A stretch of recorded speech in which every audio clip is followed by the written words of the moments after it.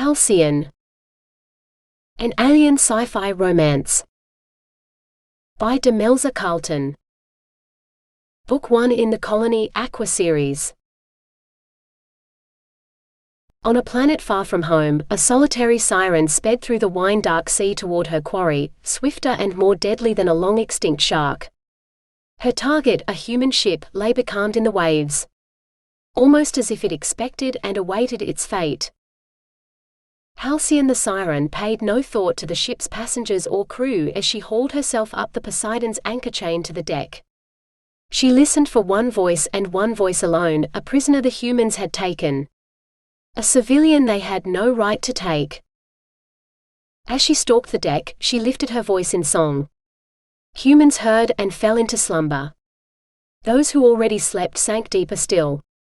Deadly music echoed along the passages as she passed, until she heard a pained gasp, followed by, "Halcyon dearest, you should not be here." Halcyon wrenched open the hatch that was all that lay between her and her husband. Except that the man she beheld no longer looked like her husband, for all that he spoke with Seth's voice. The bloodied piece of meat strapped to a table before her didn't look like a man at all, let alone a living one. "What have they done to you?" she whispered, reaching out to touch the man she loved. The homunculus coughed, bringing up more blood, which he spat on the floor. "Tortured me for information, dearest. They think me one of them, and a traitor. My research," he coughed again more thickly this time. "My research is what they wanted.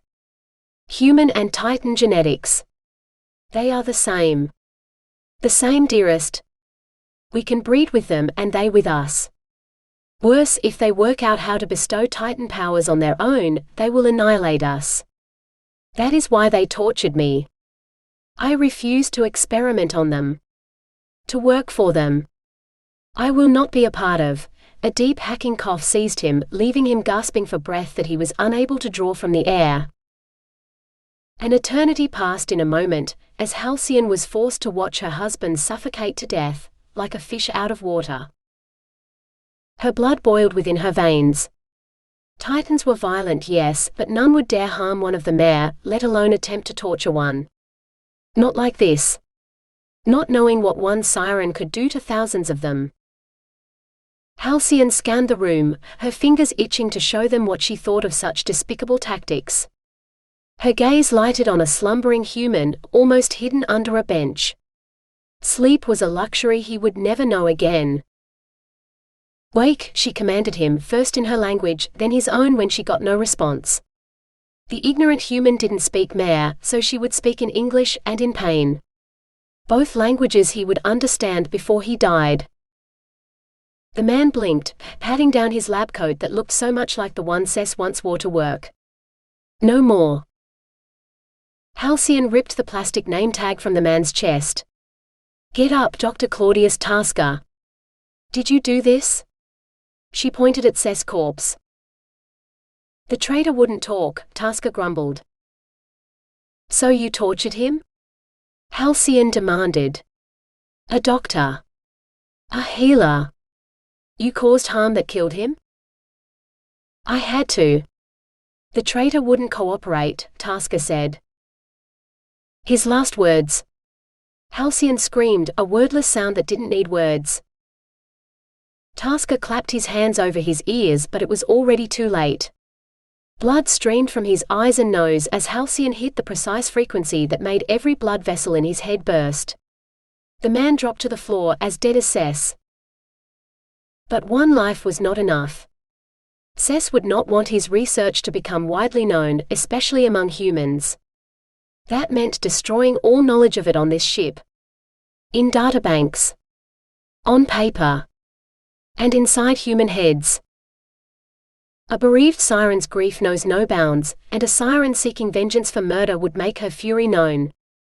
She was the storm no human could escape. Halcyon raised her voice again, louder than before, as she marched with gruesome purpose to the bridge. There she found humans sprawled all over the floor and the consoles, but she didn't need to wake them to find what she wanted.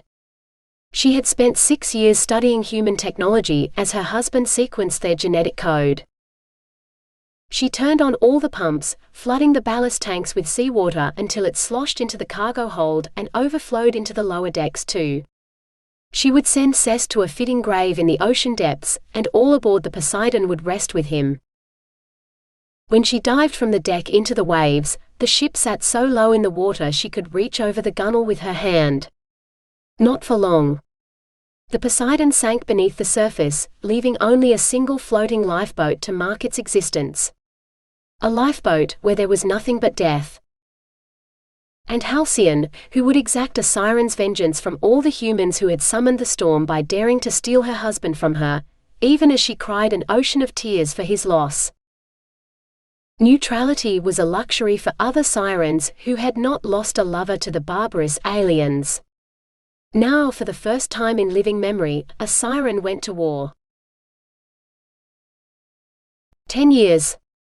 10 long hard years he'd worked and waited for this.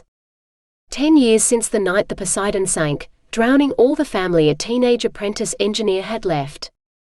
At the time he'd thought the 3 weeks he'd floated in a lifeboat at sea were forever, vowing vengeance on the copper-colored fishtail he'd glimpsed in the dark, swimming away from the sinking ship. Galen grinned at his own naivete. War had wised him up quickly to the world he lived in, or the Alton system anyway, as he stood on New Hope today for the first time, staring up at the soaring domes of his colony home, like all the other new colonists, human and Titan alike. Since the war ended, he'd gradually learned to see Titans as more than just the enemy. 4 years ago, he'd have itched for a weapon at the sight of the family in front of him, shifters of some sort he figured, given the fur some of the children sported, which couldn't be comfortable in this baking heat, but now he just felt a sort of aching envy. Not for the parents but for the kids. He'd had a family once, and he would have liked to show his father how he'd turned his passion for tinkering with things into a career that put him in charge of managing the environmental controls of this incredible facility. His dad had never understood how Galen didn't want to be a doctor like him. His mother, she would have admired the dome, for she'd had a technical bent that she'd passed on to Galen, but she would have been more impressed at the possibility of peace between Titans and humans, cooped up in the colony. If his mother stood by his side now, Galen might have been tempted to believe it too, but peace was a pipe dream. As long as one Titan lived who kept on killing, there would never be peace between their peoples.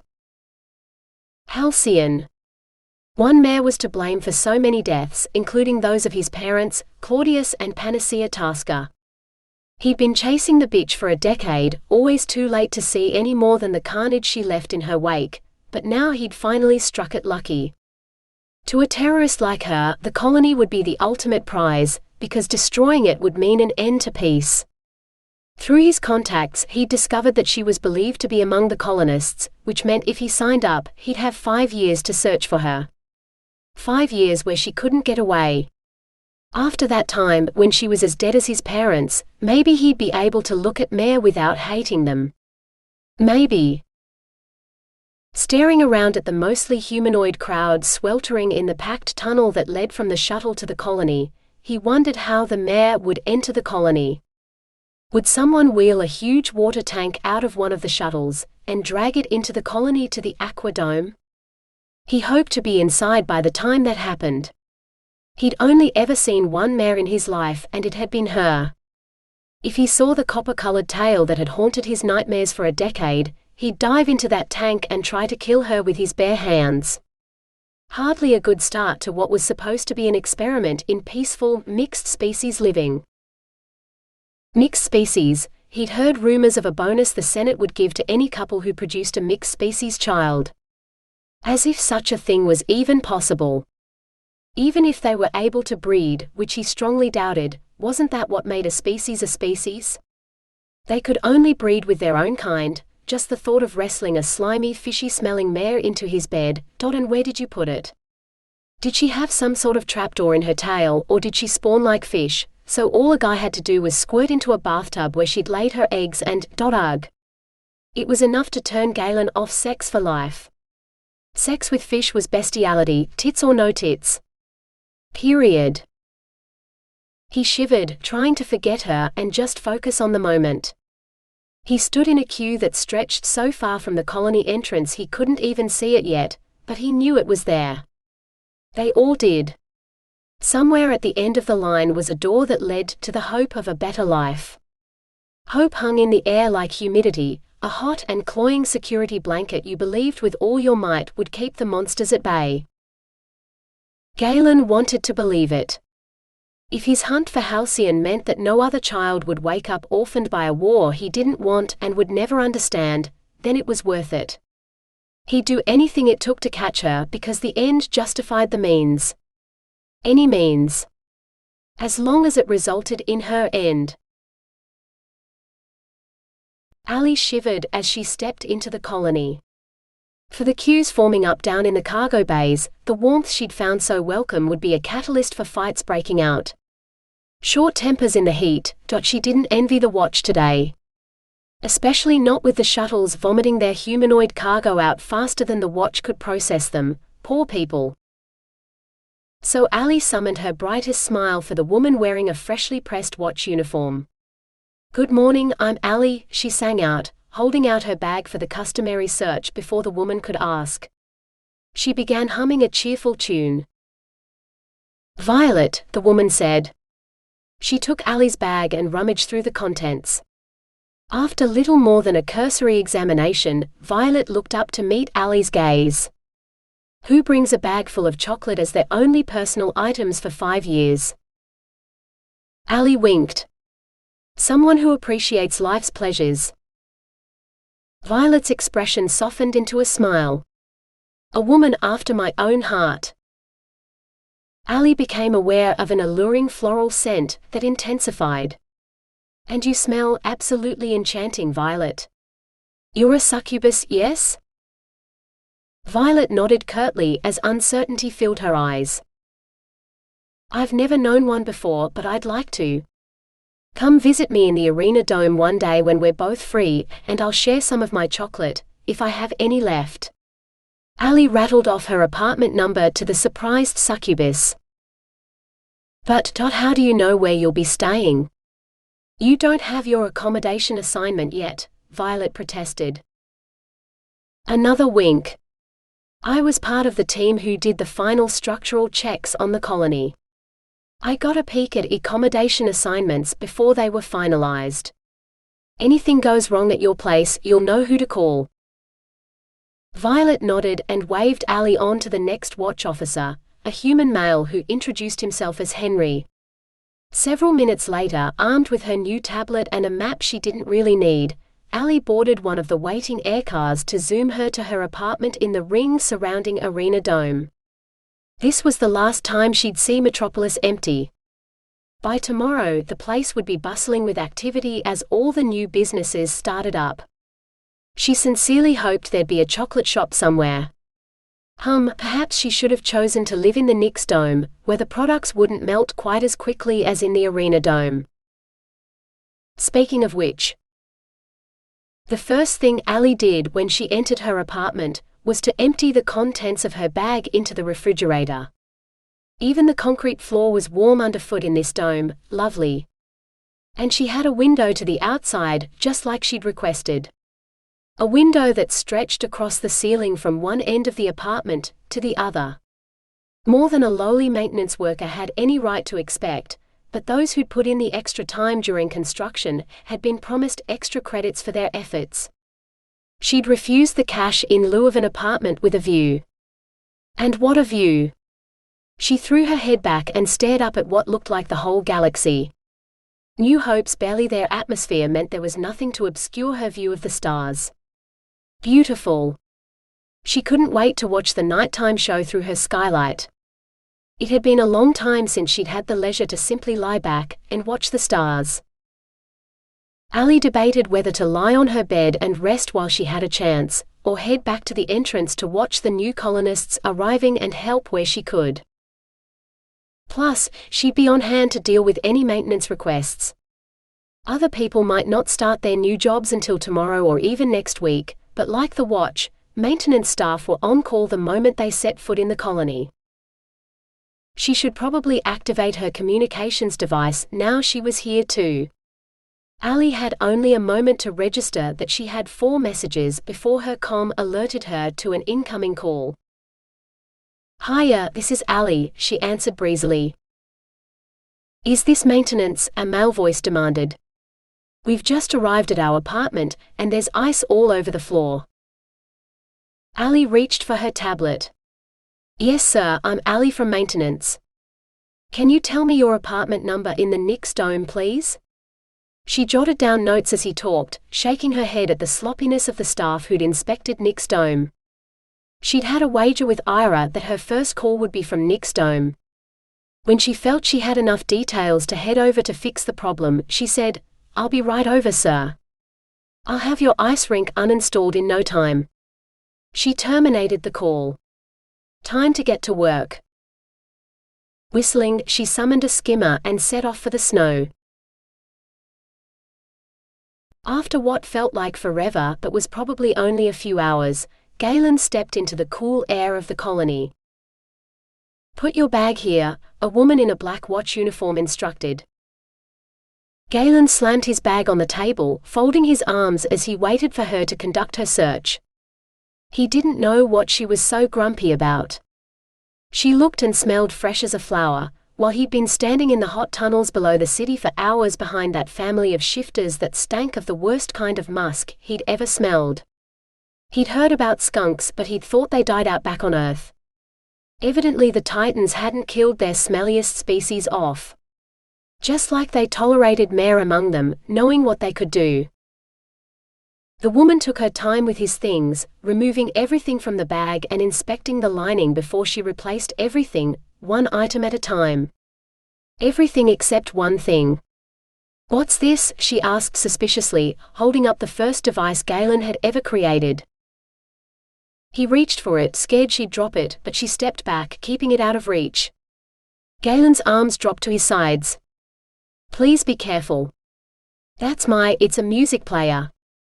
When I was a kid, I made it out of spare parts from the ship, so I could listen to the old Earth music my mother brought over with them. Those are the earphones, so only I could hear it, and it wouldn't disturb my parents while they were sleeping." He swallowed the lump that had formed in his throat. "It's all I have left of my family. They were killed in the war." Her eyes searched his, as if reading more than just what she could see. She gave a little nod. "What kind of music?" "All the classics from Earth, my mother said," Galen replied, spreading his hands. "Want to listen?" She allowed him to place the earphones on her head, and closed her eyes when the music began to play. She stayed that way for a long moment before gesturing for him to remove the earphones, which he did. "It's not bad," she admitted, her lips lifting in a tiny smile. "Did you really make that?" Galen nodded. "It's pretty rough, and I could probably do a lot better now, but it does the job. Nothing like as complex as this colony here though. I expect this place will keep me too busy to build toys like this. I'm the environmental engineer, so it's my job to make sure everything here works. Not just yours. I met one of your maintenance crew this morning. A very nice Titan." She grinned widely, then hastened to add, "Not that there's anything wrong with human, of course, but—" That made the human-looking woman a Titan too, Galen guessed. He knew it was rude to ask, but he wanted to know what kind of creature she was. He worried that she was one of the ones who could read minds, even despite the implant he wore that was supposed to prevent that, though he'd never had a chance to test its functionality until now. He touched the scar behind his ear for reassurance. Of course it was still in place. Whether it worked though. The woman's eyes turned cold. "You'll pick up your accommodation and work assignment over there. Stay out of trouble, human." She pushed his bag toward him and directed her attention to the next person in the queue. Galen received his accommodation assignment, and everything else he needed from a man he was almost certain was human, but he still wouldn't have bet a single credit on it. Not even with the 50,000 credits he'd been given when he accepted this assignment. If he made it through the duration of this strange social experiment in the colony, he'd use his government payoff to fund his own company, inventing things. But that was more than 5 years away. After he'd completed the mission he'd been working on for a decade. The watch officer cleared his throat. Galen realized he'd been daydreaming again. "Sorry, what did you say?" he asked. "That one's headed to your dome. Take that aircar to your apartment," the man said, waving him away. Galen squeezed into the packed aircar. The door slid closed behind him and the vehicle took off. The trip was long enough for him to get a good look at his fellow travelers.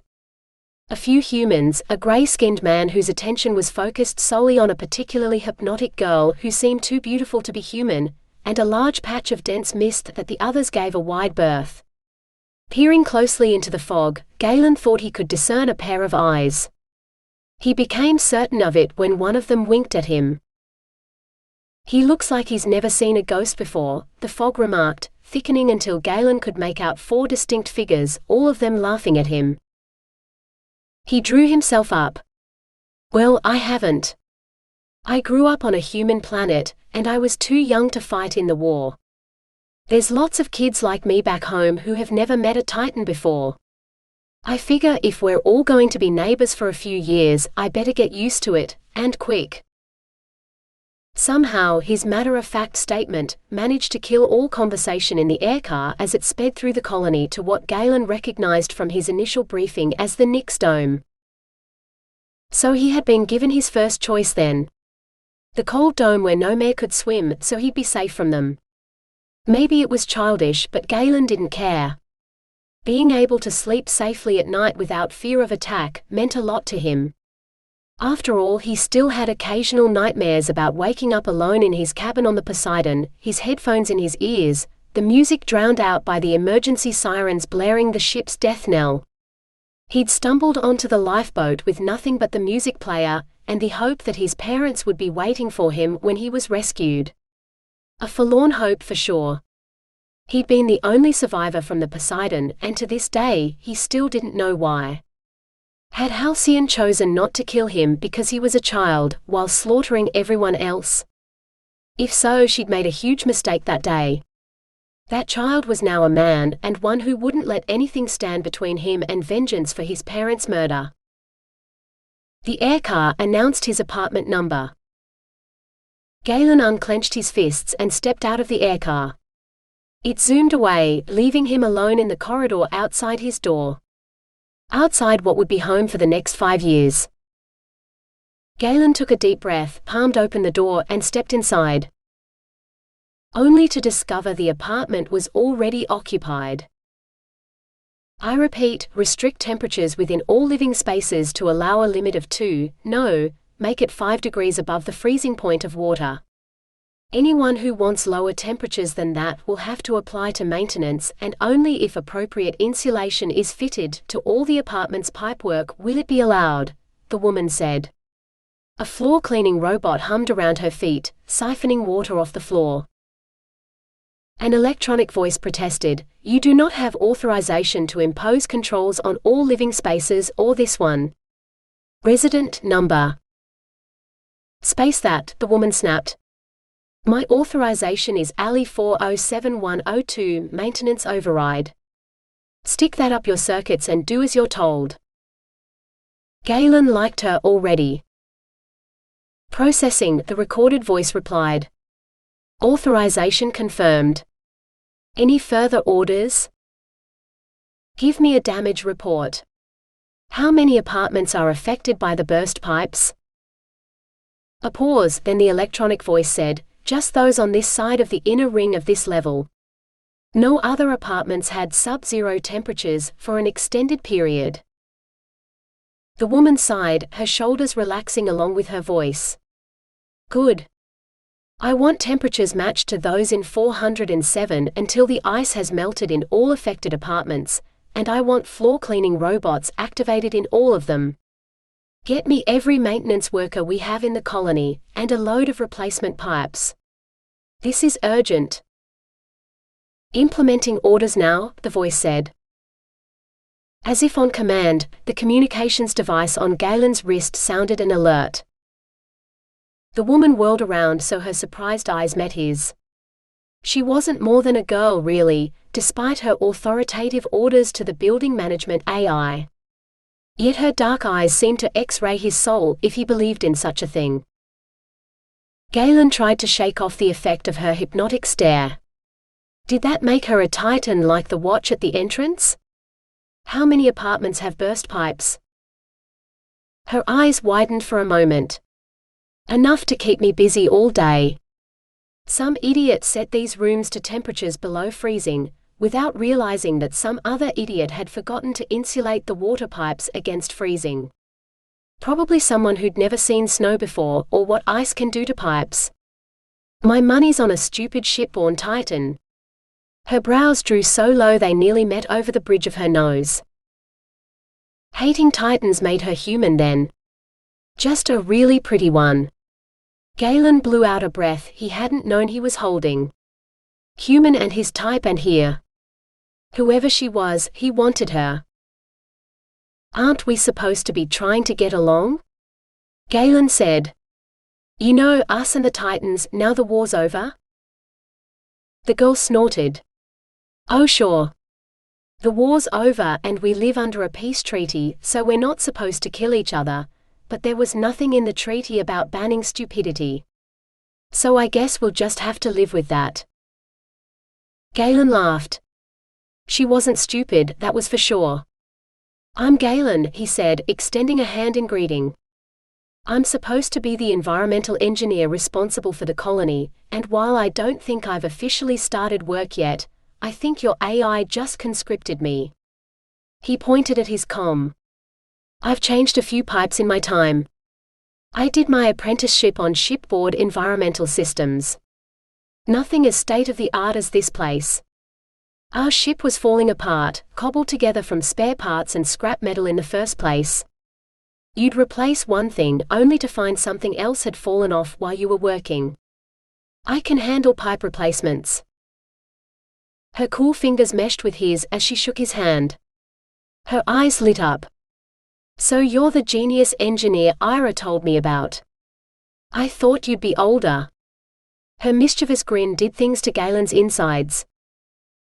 I'm 24 and I've been working as an engineer for a decade. Plenty old enough to know what I'm doing, Galen snapped to hide the tumult inside. She couldn't be any older than he was. In fact, she looked younger. And she was a maintenance worker, which made her his subordinate. How many apartments need replacement pipes? He repeated. The girl lifted her eyes to the ceiling. Answer him. 52, not including the 2 already repaired, the electronic voice said. 26 each then, the girl said. She flashed another impish grin. How fast can you fix pipes, genius? Want to wager something on it? Loser has to make the winner dinner. How had she known he'd wanted to ask her to dinner? Galen shook his head. She hadn't. You're on. One condition though. She raised her eyebrows, waving for him to continue. Tell me your name. She let out a peal of laughter. Sure thing, Galen. I'm Allie and it's good to have you on board. Genius or not, anyone who can fix pipes is a good man in my book. Allie winked. I'll go left and you go right. I already fixed the pipes in your next-door neighbor's place. A Wolverine shifter family. Good thing the ventilation's still working well. Galen watched her head down the corridor, unable to take his eyes off her. Allie glanced over her shoulder. Staring at my ass won't win you your wager, genius. Nor will it get you any closer to getting your hands on it. Feeling his face grow hot, Galen turned away, but not before he heard her laughter ring out down the corridor. He had to win this wager, he swore. His reputation depended on it. And maybe more besides, he thought, envisioning what she looked like without her standard issue coverall. One day he wanted to find out how well fantasy matched the reality. Allie hummed as she connected her final replacement pipe. She'd encountered a few new colonists during her repairs, but this apartment's occupants, like the people who'd move into the others in this ring, were probably still queuing up in the cargo bay. She told the AI to make the temperatures comfortably cool in the apartments she'd worked on. Now the ice was melted and cleaned away, no one would ever know about the damage to their new homes. Well, except Galen and Ira. And that shifter family who'd reported the ice in the first place. How many pipes does Galen have left to fix, Cole? Allie asked, unable to resist. 3, the AI replied. I do not understand your need for pet names. Cole, Allie repeated, spelling the word out. Short for the colony. It's what I'll call you. It feels too impersonal just shouting at the walls without a name. Now you have a name, I can pretend you're another very helpful person in the next room. Illogical sentiment, the AI said. Allie laughed merrily. Yep. That's why you're an AI and I'm not. Don't ever change, Cole. Now how long do you think it'll take Galen to finish work? I don't want to embarrass him by showing up early. The poor boy is supposed to be my superior. He should at least feel like it on occasion. 43 minutes. Allie whistled. That long? I wish I'd brought a book. She thought for a moment. Can you bring up footage of the arrivals area on the main screen in here? The occupants of this apartment won't be here for an hour or so, right? The shuttle carrying the Sasquatches has not yet landed, the AI said. The apartment will be vacant for an estimated 6 hours and 26 minutes. Mine for the moment then, Allie said, sanitizing her hands before pulling out a ration bar. Arrivals area on screen. She sank down on the floor to watch the colonists oohing and aahing over their first glimpse of the colony interior as they entered Metropolis. Titan and human alike looked just as awestruck. Maybe Ira was right and their two peoples weren't as dissimilar as they appeared. That's why this huge social experiment had to work. Allie would do everything in her power to help it along. She craved peace more than even chocolate. Peace meant no more loved ones would die, and maybe, just maybe, she could let her crushed heart love again after so many losses. Even if there was no one left in the system for her, at least she'd have the satisfaction of knowing others could find love and keep it. Take young Galen for example. It was only a matter of time before he found the right girl and persuaded her to share his quarters. Then the two of them would work on repopulation like rabbits, the hopping creatures she'd seen someone unloading into the agricultural dome. Lucky boy to have such a future. Allie had no children, but now she had no partner to give them to her, so they seemed like even more of a tantalizing dream than ever before. Never mind. There were plenty of children pouring into the colony down below, she saw on her screen. Children who would be guaranteed employment as ambassadors when they left the colony and reached adulthood. Quite the coup for their parents. Who wouldn't jump at the chance to secure their children's future with an opportunity like this? Allie saw so much hope in the colony. Perhaps Titans and humans truly could achieve peace in a place like this. And if they could do it here, they could do it anywhere. What price wouldn't she pay for peace, above and beyond the one she'd paid already? Allie wiped away a stray tear. There was no point crying over the past. She'd mourned long enough before the war ended. Now it was time to look to the future, and find out how Galen was going with his pipes. What's the ETA on Galen getting back to his apartment, Cole? Allie asked. -4 minutes. He appears to be smug. Allie rose. Get a robot to clean up the crumbs please, Cole. She left the apartment, striding along the corridor back to where Galen waited. The man did look smug, but his smirk widened into a genuine grin when he spotted her. Looks like I beat you, he said cheerfully. But my mother would never forgive me if I let a lady take me to dinner, especially on a first date. Shall we? He waved open his door and gestured for her to go inside. Allie couldn't help laughing. She hadn't heard gallantry like this in a very long time. Galen's refrigerator turned out to contain very different rations to her limited kitchen. While she'd been given a week's worth of ration bars to sustain her until the shops and eateries opened in Metropolis, he had frozen meals that could be reheated into something that actually resembled human food. His apartment didn't have a view of the stars and it was a lot smaller than hers, but there was space for a sofa and a tiny retractable table with 2 chairs where they sat to eat their meal. After 2 mouthfuls of her shrimp pasta, Allie heartily regretted requesting ration bars for the week. Galen's food actually tasted good.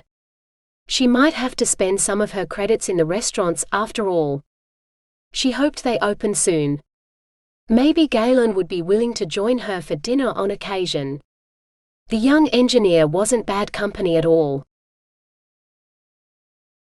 Galen couldn't remember ever talking so much in his life, yet Allie drank in every word while her honey-colored eyes seemed to beg for more. Several times he had to tell himself he was imagining it. No woman had ever listened to him like this, not even his mother, and she'd loved him. Still the words spilled out. He told her about how he was orphaned at 14, but because he was already an apprentice engineer, he'd been allowed to continue his studies at the engineering college, finishing his degree at 18. How the other graduates all went to war and didn't come back, while he was given a job in the terraforming lab, working on prototypes and new techniques that he inevitably found ways to improve. Then, when the war ended, he'd signed up for the colony, after discovering that a lot of his inventions were being put to use in the domes. So while he hadn't designed the place, he knew all the technology intimately. Take their water supply for instance. Unlike Styx, the water planet that relied mostly on desalination for its drinking water supply, where he'd first been apprenticed, New Hope had a ready-made water supply from the reservoirs beneath the surface, which is why they'd built the colony on this very spot. Powerful freshwater springs bubbled up from the ground here, providing the entire population with more water than they'd ever need. Of course, they still recycled all their water within the colony, to keep their pollutants from damaging the environment outside, but the treated wastewater was only used for irrigation, unlike on the colony ships, where they'd had to use it for everything. At that point, Galen's mind caught up with his mouth. "I'm sorry. I'm boring you. What possessed me to talk about plumbing to possibly the most beautiful woman I've ever met?" He turned red. Allie laughed softly and shook her head. "We've both spent half the day working on plumbing. Believe me, it's not boring at all, especially if it'll make my job easier. Now I know why they said you're a genius. You practically designed all the systems we use in the colony. If I have trouble with anything, you know you're the first person I'll call." "Any time," he replied eagerly. "And not just for work either. Anything you need. Just call and I'll be there." He'd barely known the woman a day and here he was, offering to do anything for her. But it felt right somehow. "What about if I want someone to join me for dinner, so I don't have to eat alone?" Warm honey eyes drew him inexorably in. Galen swallowed. Oh, he wanted in all right. Especially then. She dropped her gaze to the floor as if what she saw in his eyes was too intense. "I'll remember. But on that note, I should probably go. I have no doubt half the colony will have pressing maintenance issues tomorrow, and we'll both need all the rest we can get. Thank you for a lovely evening, Galen. It's the best time I've had since, well, a while anyway." She rose swiftly and was out the door before Galen could move. So much for a good-night kiss. "Good night," he called as the door slid shut behind her. He disposed of the remains of dinner, then leaned against the counter. Allie was right, it had been a lovely evening, one of the best he'd had in a while. He'd never hit it off so well with a woman before. What a time to find someone so wonderful though. Couldn't fate have waited until he'd found and dealt with Halcyon, before it rewarded him with an introduction to Allie? His blood ran cold. What if Halcyon managed to attack the colony before he found her, and Allie got hurt? He'd lost enough already. While she wasn't his yet, he still didn't want to lose the chance that one day she might be. He wouldn't give Halcyon the opportunity to hurt her. No, he'd strike first however he could, Galen resolved. Starting tomorrow, he'd hunt down the homicidal siren and end her. Then he'd be free to pursue happiness with Allie, knowing they'd be safe. The siren's days were numbered. Allie had just dismissed her skimmer when she heard a woman calling her name. She turned to find Violet climbing out of an aircar, holding a bottle aloft in each hand. "We finally got everyone into the colony, so it's time to celebrate," Violet announced. Allie eyed the bottles. "What are those?" "Finest Fey moonshine. One of the humans confiscated it from a kitsune, who was trying to smuggle them in. I said I'd dispose of them properly, and so here I am." Violet beamed. "Do you think we can drink them both tonight?" "Not if I have to work in the morning," Allie replied, palming open her door and ushering Violet inside. "I've spent all day fixing plumbing in the Nix dome. The universe only knows what I'll have to deal with tomorrow." Violet tossed her dark hair. "Well, a human engineer for starters. One who's afraid of titans." He kept touching his implant, like it was some sort of magical amulet that could protect him from me. She snorted. He might have been better off with an amulet. Those implants don't do anything except mark him as gullible. Maybe that was his name, Gilgul, something like that. Galen? It couldn't be. He hadn't seemed afraid of her at all, and they'd spent most of the evening together. In fact, she'd thought he was working up the courage to kiss her right there at the end, which is why she'd made her excuses and left. She'd loved and lost once. Allie didn't think she could survive having her heart ripped out like that again. I think that was his name. Hard to remember. There were so many of them today. Young guy with a thing for music. Violet set the bottles on the bench. "Do you have any glasses?" "Cole, where are the glasses?" Allie asked. A wall panel popped open. "Thanks, Cole." Violet stared at Allie. "We have an AI controlling this facility? I don't remember that in the briefing documents." "Of course. I'm probably not supposed to ask it to open cupboards and things, but who do you think responds when you ask for the temperature to be turned down in your apartment?" Allie asked, setting 2 glasses beside the bottle. Violet peered around. "I use the controls. I don't talk to the walls. Is it watching us?" Allie laughed softly. "Cole, are there cameras in the apartments?" "There is no surveillance in private quarters," the AI said. Allie shrugged. "Guess not then. Why, were you thinking of doing something naughty you don't want anyone to see?" Violet smiled. "Maybe. But watch officers are supposed to be so good all the time, keeping the peace and all. Did they make you sit through an hour-long briefing on the importance of peace?" She'd had to sit through months of peace talks as humans and Titans gradually decided not to kill each other. Surely that was enough for anyone. Allie shook her head. "No, I must have missed that briefing. Fixing pipes today or something." Violet rolled her eyes. "Lucky you.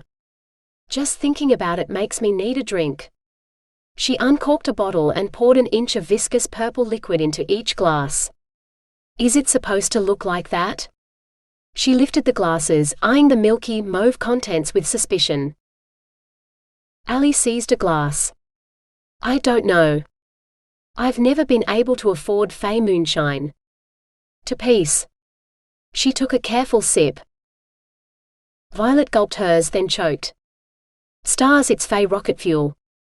That's potent." It's strong but I like it," Allie said, savoring her second sip. "I taste flowers, kisses and seafoam. And memories, she thought but didn't say. I think I just coughed up a lung, Violet said. Is there any chance of some chocolate? Allie set her glass down. Of course. How could I forget? She retrieved a block from the refrigerator and passed it to Violet. Have as much as you like. I think I'll finish my drink first. You can have all of it. Both bottles, Violet said darkly. Really? Then you should keep the block of chocolate. Fair trade. Allie reached for another block and unwrapped it. We'll share this one.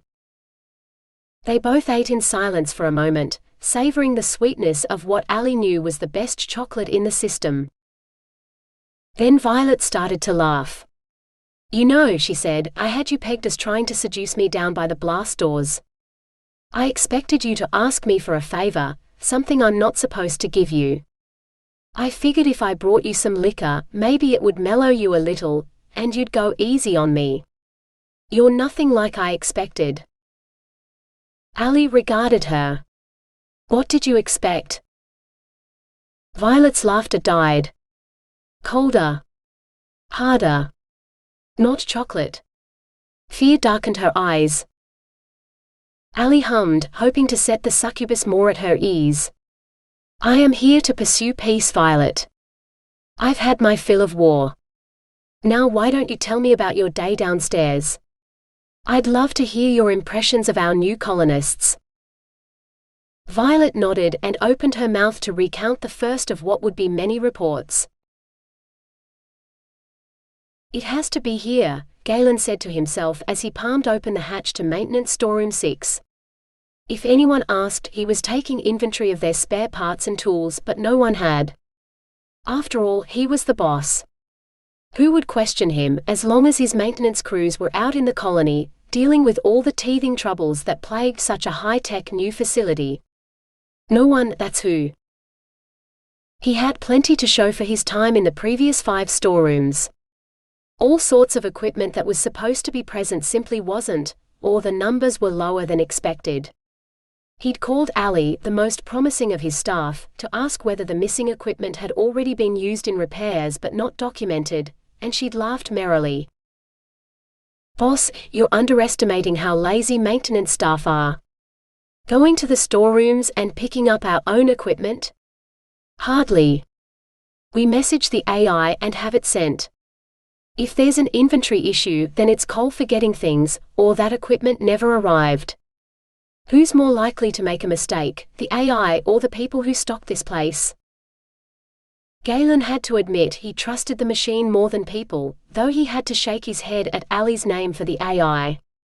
Machines didn't need names. He'd thanked her and ended the call. Sighing, he counted the pumps again.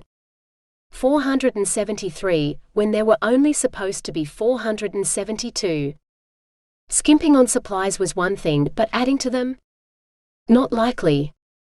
One of the pumps had to be his package. But which one? Galen scanned the shelves. They wouldn't have made it too obvious, but surely they'd left him some clue as to which one held more than just a standard-issue water pump. There. One of the boxes at the back bulged slightly at the top, as though someone hadn't closed it properly. Galen shifted the other boxes out the way until he could reach the suspicious one. The moment he lifted it up, he knew he had the right one. It weighed much more than the others. He wanted to open it right away, but this was hardly the place for it. His office or the workshop adjacent to it would be the perfect place. After all, even if the surveillance cameras recorded everything, it wouldn't look suspicious for an engineer to be modifying or building equipment in the dedicated workshop, designed for that purpose. Reluctantly, Galen finished his stocktake before lugging the box back to his office. He was relieved to be able to drop his burden on his desk as soon as the door slid shut behind him. Whatever was in the box sure was heavy. He flipped the lid open and found a sheaf of papers. Pages of schematics about the water supply pipework to the domes, as well as the design for a destructive device that matched those Halcyon was known to use. It wasn't common knowledge, but the siren terrorist had detonated nuclear fission bombs at several of the sites where she'd left no survivors. It's how she'd destroyed the Poseidon too, though the ship was too deep below the surface by the time the bomb went off for it to have done much damage. It was both an insult and a promise to the humans she loved to slaughter. Humans had destroyed their own world through nuclear weapons, she seemed to say, so she'd finish the job and drive their species to extinction with their own technology. Galen swallowed. He didn't need to open the wooden box inside the cardboard one to know what it held. Fissile material. Some sort of radioisotope. Uranium, he imagined. Enough to build a nuclear weapon and destroy the entire colony. He'd known when he joined forces with the shadowy humans' first movement that they hated Titans with a passion Galen would never understand. Not just those who fought and killed like Halcyon, but all Titans. Some of their zealots believed the peace effort was merely a smokescreen while the Titans bided their time, waiting to strike and wipe out humans for good. So they'd given him the material to make a preemptive strike that would send peace up in a mushroom cloud of smoke, leaving new hope to its native denizens. Galen took a deep breath and opened the wooden box. Inside the lead-lined compartments he found 4 solid metal canisters, each containing a metal rod tarnished to a dull gray so they looked like cast iron or weathered steel. Ordinary metals instead of stuff that could blow them all sky-high with the right detonator. Galen was no terrorist. He hated Halcyon, sure, but that was personal. He had no intention of building a nuclear bomb. Instead, he'd build something that looked like one, but only put in half the uranium so there'd only be an ordinary explosion with some radiation contamination. Not enough to kill anyone outside the immediate area, but enough to make it look like Halcyon had tried to sabotage the colony. The Watch would have to investigate, and Halcyon herself probably would too, knowing she hadn't set the bomb. Either way, the siren would surface and Galen would get his chance. He'd have to make sure the bomb was away from all the living quarters, and detonated at night when the force screens were down, to make sure as few people were nearby as possible. He didn't want to hurt anyone. It had to look like an accident, going off prematurely with too little fuel. Galen was confident he could do that. After all, Allie had called him a genius, hadn't she? Time to see if he could finally outsmart the siren. By the end of her first fortnight, Allie found herself humming all the time, she was so happy. Galen had assigned her the task of all the eating house fit-outs in Metropolis, and she couldn't wait until they were all open. While she finalized the plumbing in each premises, she got to see the menus and sometimes even sample the dishes they planned to offer their customers. By the time she'd finished her job in one restaurant or bar, the new owners had caught her contagious good mood, and after signing off on the job, they inevitably offered her a free meal once they opened. Soon, she had enough invitations to keep her from cooking for the next month. And all the flavors, human foods even more diverse than Titan ones, as if they'd compensated for all looking so similar to one another by varying their cooking styles as widely as they dared, while still ensuring the product was edible. Eateries that sold only ice cream or chocolate or coffee or tacos or sushi or crepes or, what in the world was a kebab? Allie wasn't certain, but she definitely intended to find out. Maybe it was just her imagination, but there seemed to be more human establishments than Titan ones. Or perhaps all the happy humans were recommending her services to their friends, so she was kept too busy to visit more than the occasional Titan bar or two. Allie didn't mind. The more people she met, the more she learned about what had brought them to the colony in the first place. Some had come for the money, or the security it offered them and their children. Some came for the promise of peace, at least for a little while. But they spoke of peace as a dream, a temporary ideal that none of them thought would last. Allie understood. If she hadn't lost her husband in the war, maybe her thoughts would be more focused on mundane concerns. "Are you finished already?" Melit, the muse who owned the exotic dance club, asked. "You'll have to come back when we open." I have dancers to appeal to everyone. When they hear you're the one who installed the showers that will be the envy of every dance club in Metropolis, they'll all be clamoring to thank you. Human Titan, male, female, more than one, wherever your tastes lie, we can satisfy you, I'm sure. Thank you. I'll keep that in mind if I find myself lonely one evening. But you really don't owe me anything. I try to be as quick as I can. I have many demands on my time, Allie said carefully. As if to illustrate her point, her comm sounded an alert. Speak of the devil. Melit nodded respectfully and retreated deeper into the club. At times like these, Allie appreciated the effect her reputation had on people. On Titans anyway. She had yet to meet a human who'd heard of her in relation to anything except her wizardry with plumbing. Allie answered the call with a cheerful, "Hi, this is Allie. I thought you were still working, not spending time in a strip club." Ira, the Titan in charge of the watch on New Hope, didn't sound impressed. "You're just jealous your job doesn't let you spend much time here," Allie said lightly, not fooled by his tone.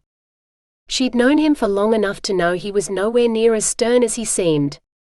Plumbing is very important in the washrooms of a dance club.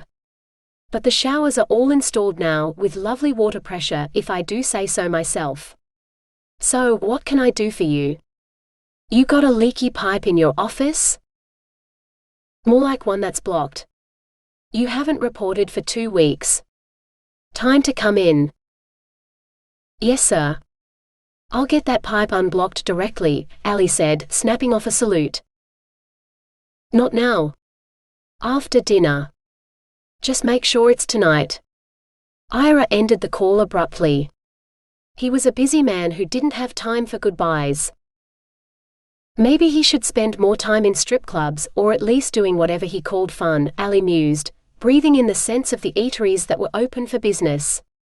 A particularly rich, salty smell caught her attention more than the others. Making a sound that came out very close to a moan, Allie caught herself, closed her mouth, and followed the smell to its source. A shop that sold something called pizza, apparently. More new human food she hadn't tried. Food worth sharing. On a whim, she called Galen.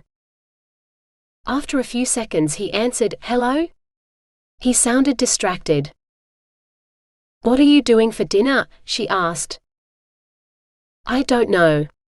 That's hours away," he said. He must have been working as hard as she had today. Nope. It's now.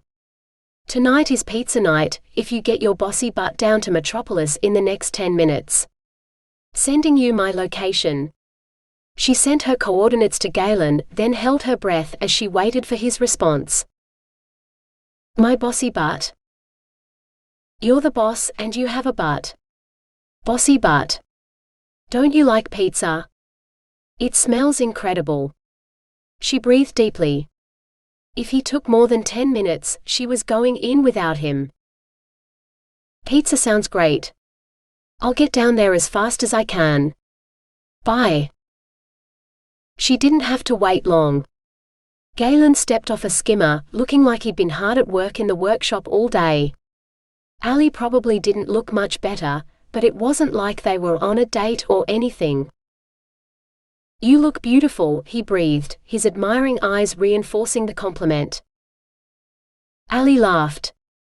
You're just saying that because I had to deal with all the burst pipes today, while you got to stay in the office.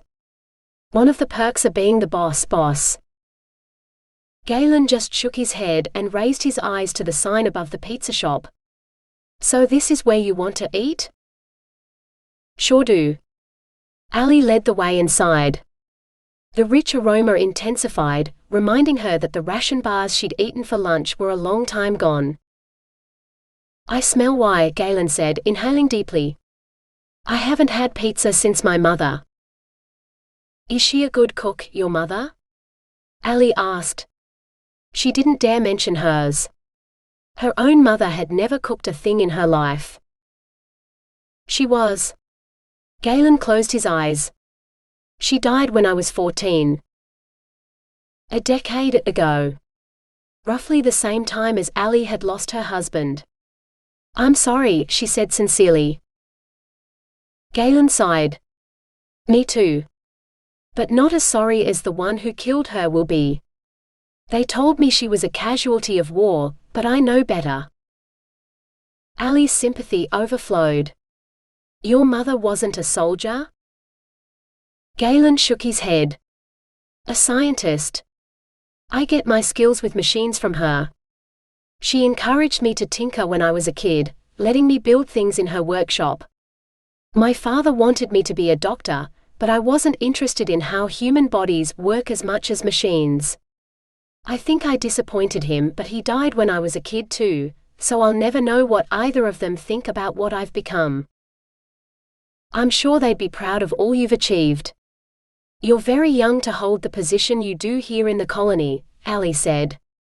Her parents had made no secret of their disapproval for her choices, but then she'd never really been close to them. "If there's some sort of afterlife for them, I hope they will be," Galen replied. He waved at the menu board. "What do you want for dinner?" Allie chose one pizza, Galen chose another, and they both sat at a corner table to wait for their order. "So what about you? Where did you grow up?" Galen asked. Allie choked on her drink. If he didn't know, then she couldn't tell him. "We moved around a lot, so no one place really stands out.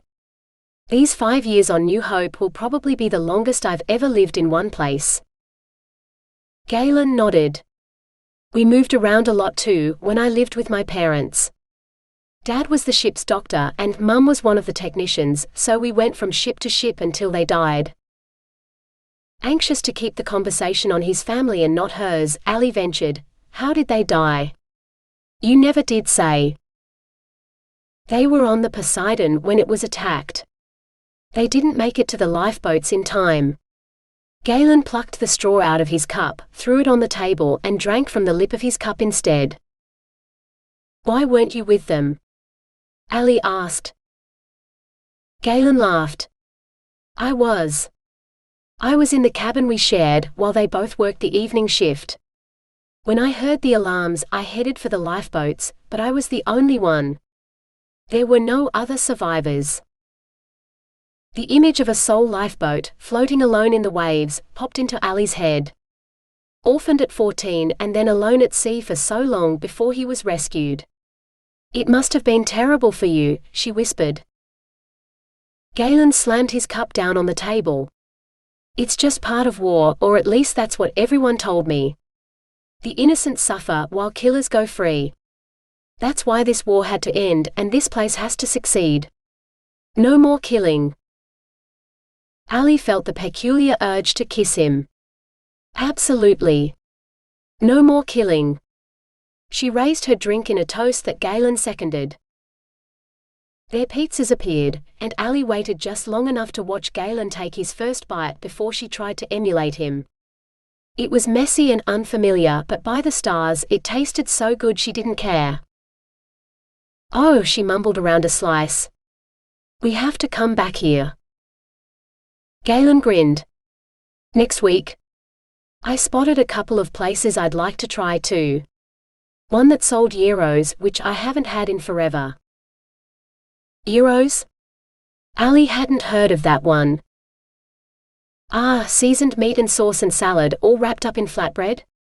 Some people call them kebabs," Galen explained, gesturing with his hands. "The mysterious kebabs. Tomorrow then, if they're open?" Allie suggested. Galen swallowed. "A third date already, and a fourth next week? Careful, you'll have all the maintenance guys talking. They'll think you like me." "Let them talk. People always did.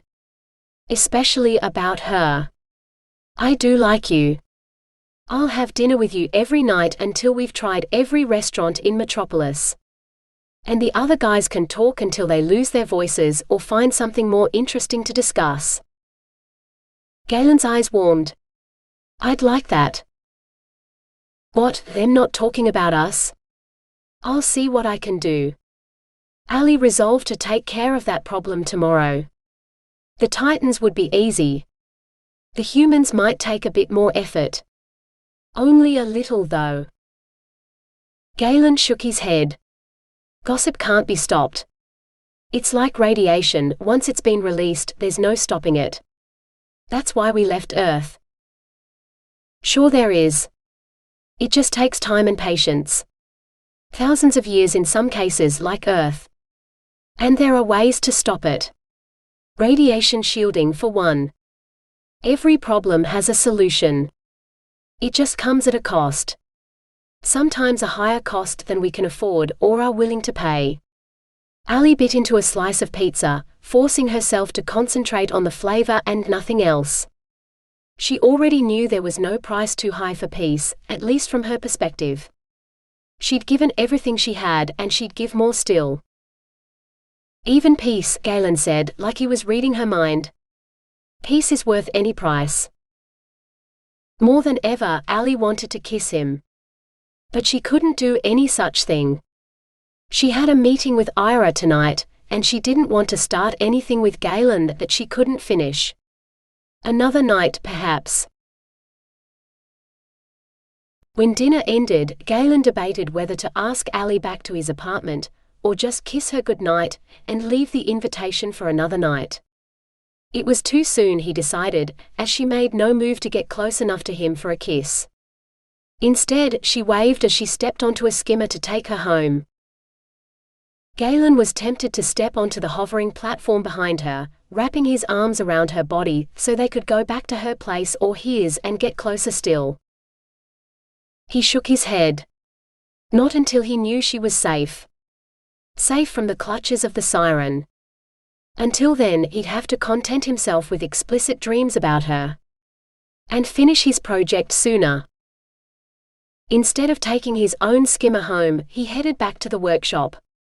If he finished it tonight, he could set the bomb in place before the end of the week, let it do its damage, and hunt the siren before next week's pizza date with Allie. He'd have to buy some alcohol to celebrate. Then he'd tell her everything about his successful hunt for his parents' killer, so she could celebrate the victory with him. War would never be over for terrorists like Halcyon.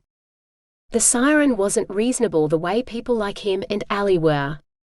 The siren was a crazed killer who had to be stopped before she killed again. And he was the man to do it, he was certain of it. What had Allie said tonight? What price was he willing to pay for peace? Almost anything except her life, Galen swore.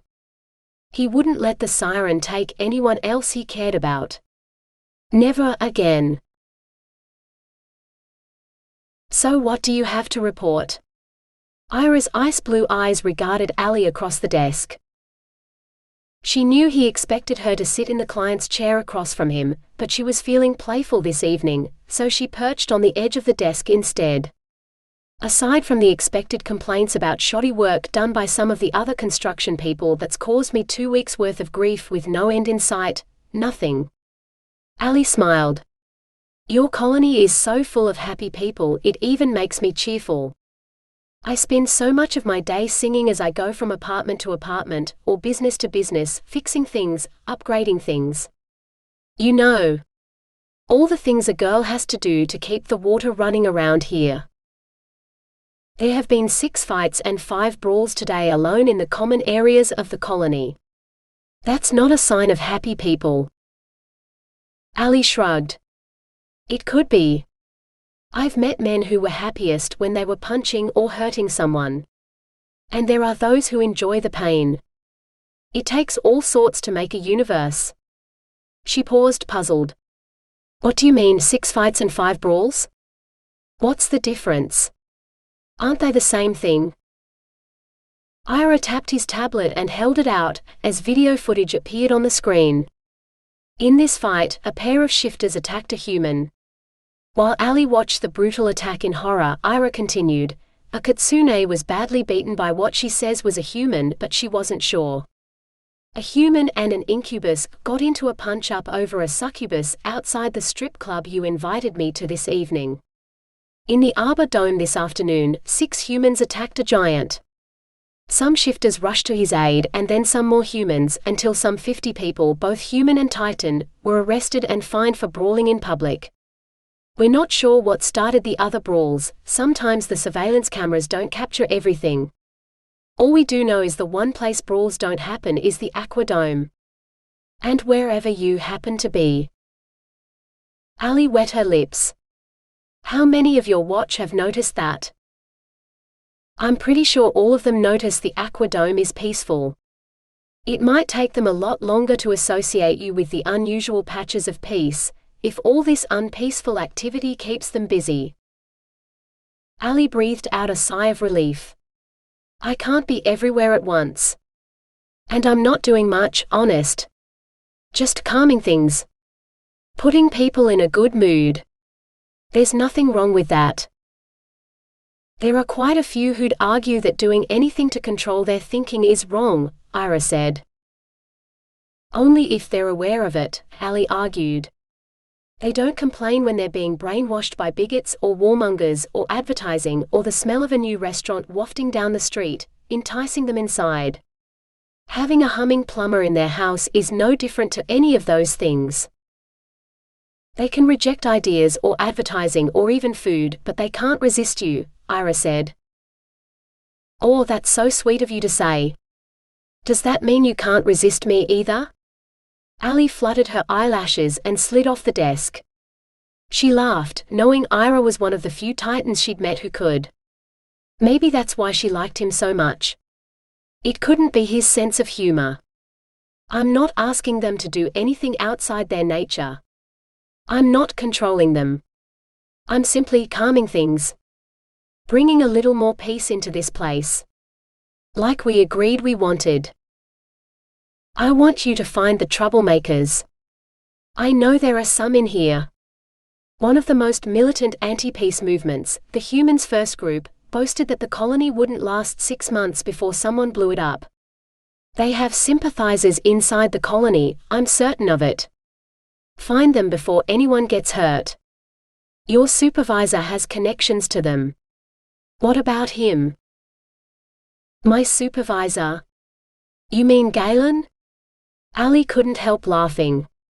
He's the last man I'd consider if I was looking for a terrorist. His passion for peace is only slightly less fervent than my own. There's absolutely no way he could be planning on blowing this place up. Next thing you know, you'll be trying to convince me that he's building a bomb. Ira looked annoyed. He could be. He has the technical knowledge and the tools to construct one. Allie shrugged. So do I, but you don't see me doing it. She held up her hands in surrender. All right. While I'm working to keep the water running, I'll keep an eye out for terrorists. And I'll ask Galen if he recognizes anyone he used to know from the Humans First group. In between singing. Before Ira could ask her to do anything else, she left, humming. Galen building a bomb. Honestly. Maybe Ira had a sense of humor after all. Galen finished taping the explosives to the inside the pump casing and breathed a sigh of relief. It was only half full even with the detonator in place, plenty of space for the radioactive payload, and yet still small enough to fit in his tool bag. If he wanted to destroy the city, all he had to do was put all the uranium rods into the casing beside the explosives, and when the whole thing detonated, the city would be nothing but a radioactive crater. Not a single soul among those locked in the colony would survive. It was a sobering thought. If he'd known nuclear weapons could be so small, he wouldn't have been so surprised humans had blown up their own planet with them. In fact, he was stunned that they'd lasted as long as they had. But he had to put this somewhere a siren would place it, not a human, to make it look like it was Halcyon's work. That meant underwater. He knew just the spot too, where the water supply bubbled up under the Aqua Dome from the springs deep below New Hope's surface. Without a set of mare gills and a tail, he'd have to use a rebreather mask and fins, but he'd found plenty of those in Storeroom 5 during his stocktake. Someone tapped him on the shoulder. Galen pulled off his headphones. What? How's the new satellite doing? Alpin asked. Galen stared at the gray-skinned incubus. It's not a satellite. Alpin shrugged. We've all been placing bets on what you're building. One of the other guys thinks it's some sort of anti-surveillance device, so we can have strippers in the workshop without the watch knowing. Another one said it's a still for brewing alcohol.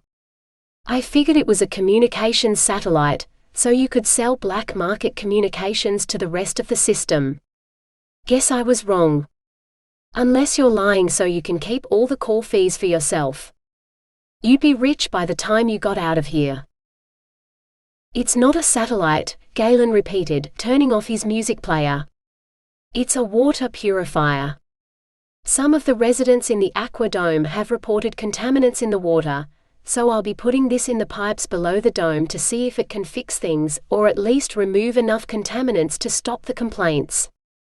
That was the cover story he'd thought up, and he was sticking to it. What sort of contaminants? Alpin asked. I remember one of the ships I was working on had this hideous stench to the water supply. Don't know, Galen interrupted. Can't detect anything out of the ordinary, but the mayor insists there's a problem. This is me trying to fix it. He waved his hand over the pump casing. Alpin shrugged. Good luck. Unless you need anything, I'm done for the day. Heading home for a meal. If the HVAC system has any hiccups you can't handle, call me. It'll be fine. See you tomorrow. Galen watched him go, then donned his headphones and switched the music back on. Allie had suggested they go to a ferry bar tonight, but she'd called to cancel an hour ago, saying she'd gotten caught up in a repair job over in one of the residential domes, so they'd have to reschedule for tomorrow instead. Knowing he'd almost finished the bomb, Galen had decided to bring the schedule forward and put it in place tonight, so he could celebrate with Allie properly tomorrow. He'd decided not to detonate it for a few days. Maybe he'd even set it off tomorrow, while he was on that date with Allie. He'd have a solid alibi then. Not that he should need one, but you could never be too careful. He'd originally planned to plant the bomb late at night, when no one was around, but he'd since realized that would look far too suspicious. Instead, he carried the modified pump in one box and the uranium rods inside his toolbox, looking for all the world like a plumber about to go replace a pump. Routine maintenance. Sure enough, no one in the packed aircar gave him a second glance. They glared at his burdens as he squeezed in, before shuffling aside without a word. It was a long aircar ride to the base of the Aqua Dome, but by the time he reached it, Galen was the only passenger. Once again, he wondered how the mayor got around the colony. Did they use water-filled aircars, or did they stay in their aquatic habitat, avoiding the rest of the population? He hoped it was the second choice. Allie had pointed out different Titan races to him when they met for dinner in the evenings, and he now prided himself on being able to identify at least a dozen. She'd never pointed out a mare though, for which he was glad, because he wasn't sure he could hide his disgust at a species that killed so indiscriminately. Because Halcyon couldn't have been acting alone. She had to have had help, allies, maybe a whole mare army to create the kind of body count she was responsible for. Galen still found it hard to believe that only one mare had taken down a ship the size of the Poseidon. She must have had a team of them then, just like she'd have a team of them now. Someone to help her sneak onto the ship. Someone who knew its inner workings so she could blow it up. Someone who constructed the bomb for her in the first place, because he knew there was no way he could have built one underwater, and no siren could beat him when it came to human technology. Of course, he'd done everything alone, but he was human, capable of walking around in the air and working in precisely the right place to make and plant whatever he needed to. No mare could do what he could. Not to mention he'd have noticed the moment one entered his workshop. He wouldn't need Allie to point them out, he'd smell them coming. Not that there would be any mare in the maintenance corridors beneath their dome, Galen thought with considerable relief, as he palmed open the door to the restricted area. Only authorized personnel had access. A terrorist like Halcyon would probably bribe her way in, or threaten someone into giving her illegal access. At least, that's what he'd say if anyone asked him how she'd gotten in. The sound of gushing water echoed through the corridors as the hatch crunched shut behind him. If he closed his eyes, Galen could almost imagine himself at sea in a lifeboat again, wishing for rescue in whatever form it came. Then he'd even hoped the siren he'd seen would help him. Thank the universe she'd ignored his pleas for help and swum away if she'd even heard them. Galen wasn't sure he could have lived with himself, knowing he owed his life to Halcyon. He shoved through the memories and strode into the bowels of the colony. Tonight he'd lay his trap to catch a siren, and soon he'd spring it. His parents' shades could rest, knowing they'd been avenged. After what felt like forever, he emerged into the main pumping station. The spring erupted in a fountain in the middle of the cavern-like space, filling the room almost to the level of the catwalk where Galen stood. A labyrinth of pipework ringed the room, drawing water from the spewing source and carrying it ever onward and upward to supply the colony. Galen knew exactly where he wanted to place his package. There was a spot where a dozen inlet pipes converged, and something as small as a new water purification unit, or a nuclear device masquerading as one, might go unnoticed. He still had an hour before the lights dimmed and the colony's night began though, so it was possible that someone could walk in on him. Unlikely but possible. Galen took the uranium rods out of his toolkit and nearly dropped them, they were so hot. He managed to stash them out of sight under the steps, hoping they wouldn't melt the metal before he transferred them over to the bomb. He had to work quickly then. He stripped down and donned a wetsuit, then perched on the edge of the catwalk to wedge his feet into a pair of fins. Galen left his toolbox open on the edge of the catwalk within reach of the water, and slid into the depths. He bobbed on the surface for a moment as he adjusted his rebreather mask, tapping it until the lights glowed into life, before he submerged completely. Underwater was a completely different world. No wonder Mare seemed so alien to him, they didn't even breathe air, or so he'd been told. He'd never gotten close enough to see one's gills.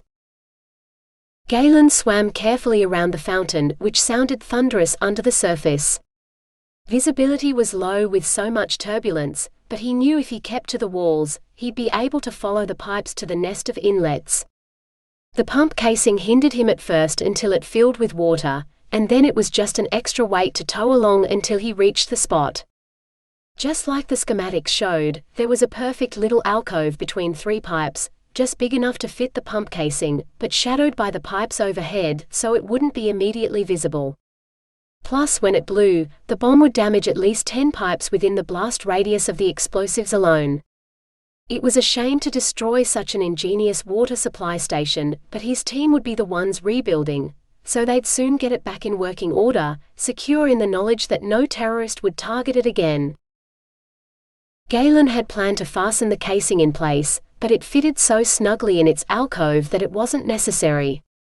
Nothing but the blast itself or a seriously strong water current would budge it. Now all he had to do was pop the payload in and he could be home before dark. He kicked off the side of a pipe, but his fin caught on the join, so it was wrenched off his foot. Cursing, Galen reached for it, but in vain. His fin sank into the depths, deeper than he could go with just a rebreather. It didn't matter. There were plenty more where those had come from, dozens to spare in the equipment store at the end of the catwalk. He peeled off the other fin and set off in the direction of the steps. It was harder going without his fins, especially now he was fighting the current too. He felt the faint pull of the pipe inlets as he passed them, but that was actually a good thing as it kept him away from the fountain. He made it halfway back before a particularly strong tug dragged him upward, into one of the pipes closer to the surface. Galen tried to fight it, but the current was too strong, pulling him along until his shoulders wedged into the pipe and he found himself stuck fast. He fought to free himself, but the suction of a pump somewhere above him was stronger than any pressure he could exert, plus the water pouring into the pipe behind him, rushing to reach its destination, pushed him deeper in. His rebreather only allowed him an hour of air.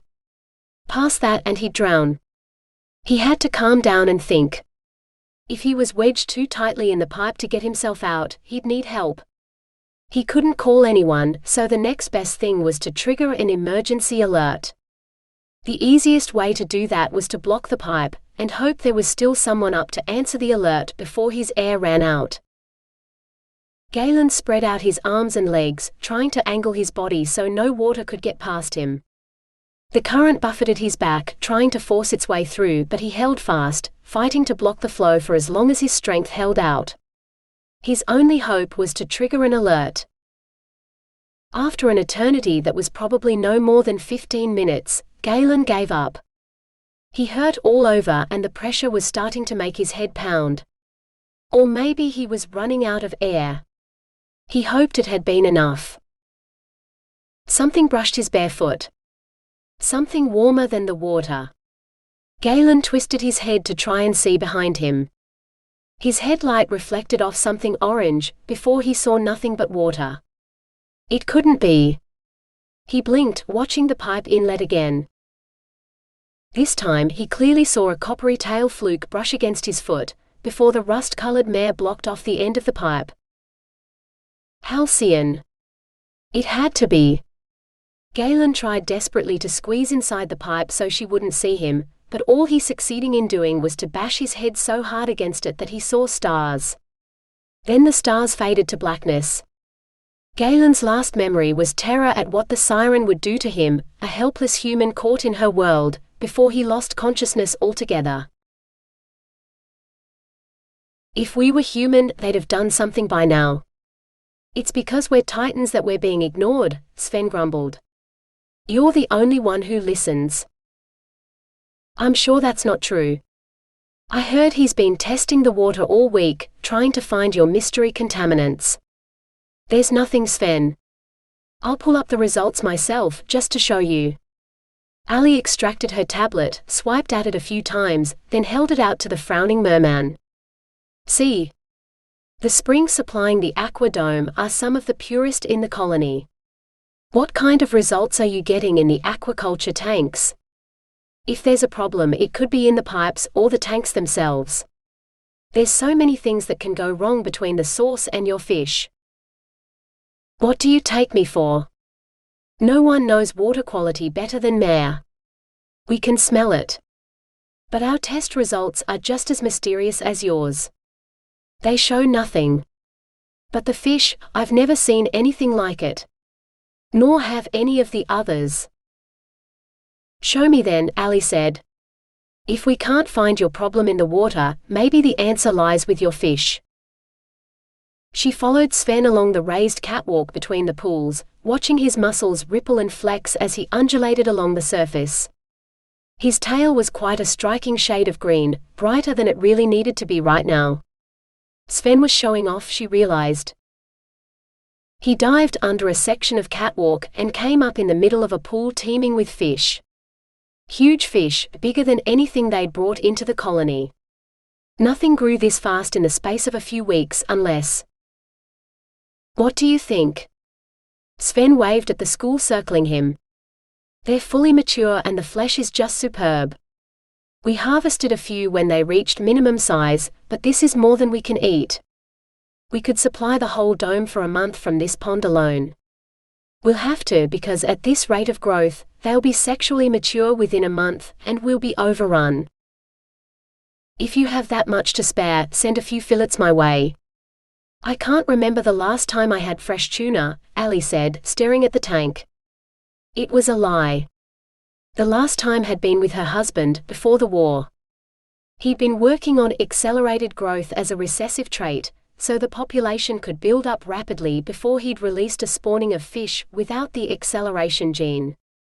Within 2 generations, he'd had a sustainable population with a normal growth rate. Where did you get these fish? The fertilized embryos from Cess Lab, Sven admitted. I know you don't like to hear his name, and I've heard stories about how you two met and fell in love. They've been embroidered into legends, to listen to the young mermaids sighing about you two like some sort of fairy tale. But that was so long ago. Surely it's time to move on. He wiggled his tail suggestively. Allie shook her head. It's not that. He should be remembered. His work as well as who he was. He'd have been thrilled to see his project doing so well. I only wish he'd lived to see it. She stared at the fish, avoiding Sven's eyes. In the short term, I think you should deal with the oversupply by sharing it with the rest of the population. There's a vacancy for a seafood supply shop in Metropolis. I know a lot of the restaurant owners would love to have access to some of your fish. If you apply for premises tonight, I can slot you in for fit-out tomorrow. You could be selling tuna fillets to humans before the week's out. I'll look into it, Sven said. But only if you promise to consider, there are other mermen here, eligible ones right here in the colony. Not all of us supported the neutrality the Mayor Council decreed. Some of us watched your victories with admiration. Any one of us would be both willing and capable of giving you children when you want them. You only have to ask. To someone unfamiliar with Mare society, Sven's offer wouldn't sound the slightest bit romantic. But once you understood the nuances of mare mating, where the females tended to rule while the males took care of children in between their other duties, it took on a whole new light. If she allowed a merman to give her a child, he'd dedicate himself to being her lover for as long as it took to conceive the child. After the birth, he'd care for it until it reached adulthood, for 2 or perhaps even 3 decades. Sven was offering something akin to a human marriage proposal. And for all the love she'd shared with Cess, she'd never carried a child past the first trimester. He'd assured her it was neither his genes nor hers that were the problem, but a combination of the two. Allie had all but given up on children long before Cess died. Now, just thinking about it brought back memories of her many miscarriages. And threatened to break her heart anew. She refused to lose anyone else. Thanks but no, Allie said abruptly. You said you'd plan to start another tank of tuna. If you fill the pond now, I could better observe their progress, because I'd be here at the start. Yes ma'am, Sven said. He swam up to the control board. I'll fill pools 12 and 13. 12 will have embryos from Cess stock, while 13 will use unmodified stock from the colony ship, so we can see the difference. He turned the valve, muscles rippling again. Water fountained up in a pool to Allie's left. You've got good water pressure here.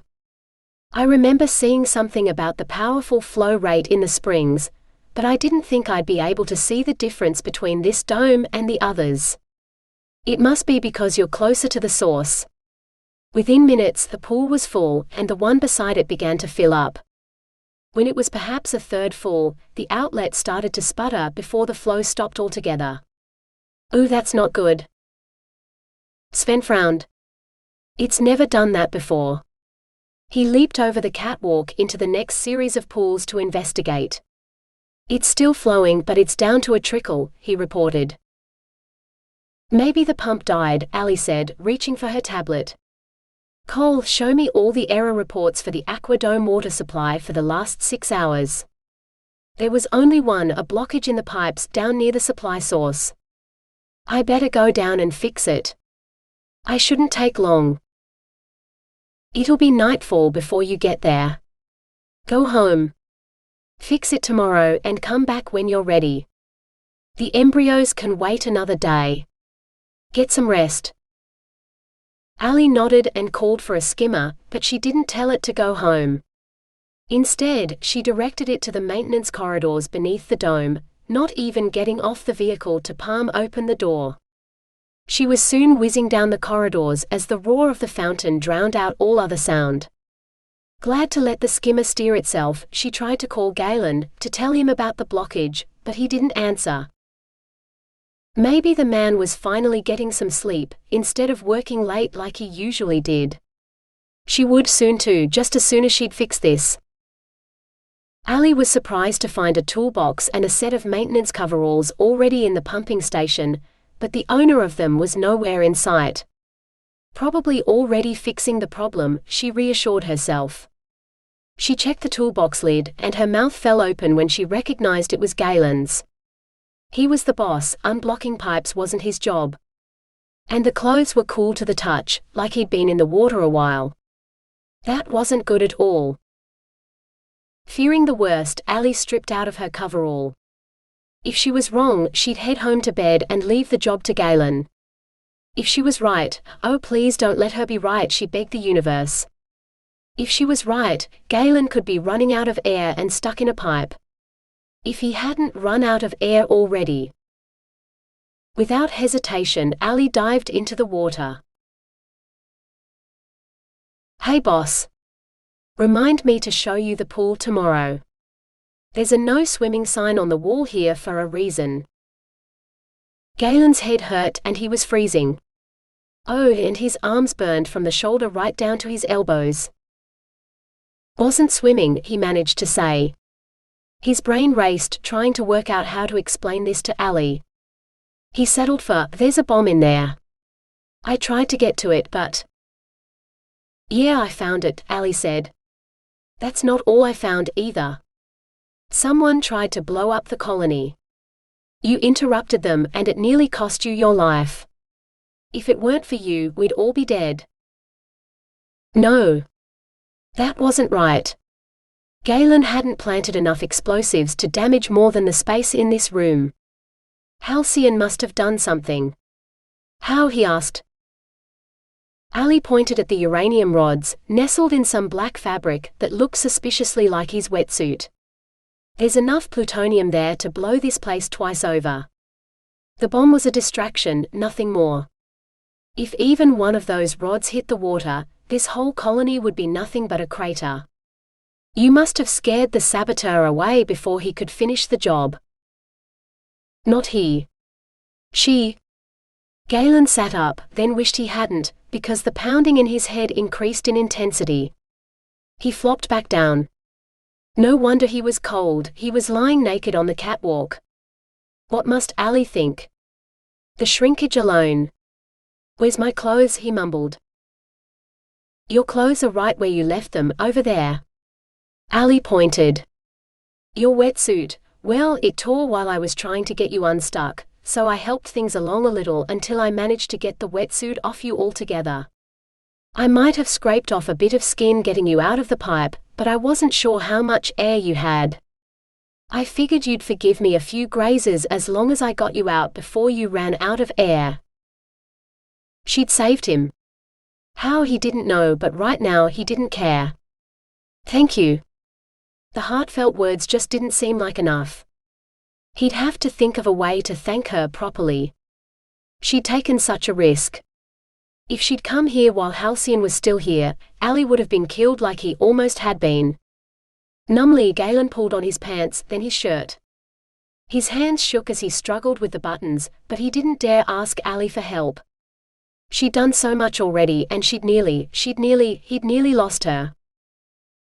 Galen sank to his knees, breathing hard.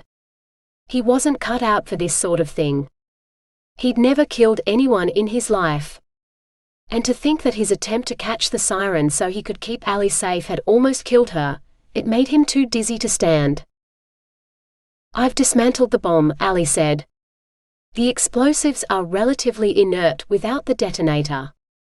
We should still take them back to the watch as evidence though. The plutonium is another matter. That's much too dangerous to leave here, but I'll need some sort of shielding for it.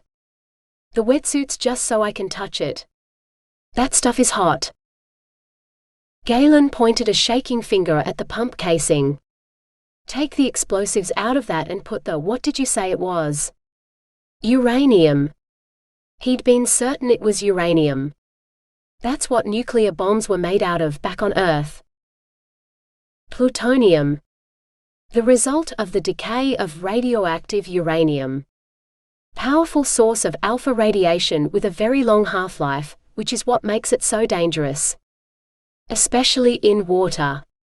Allie dumped the explosives into Galen's toolbox and bundled the wetsuit, with its radioactive contents, into the pump casing. How do you know that?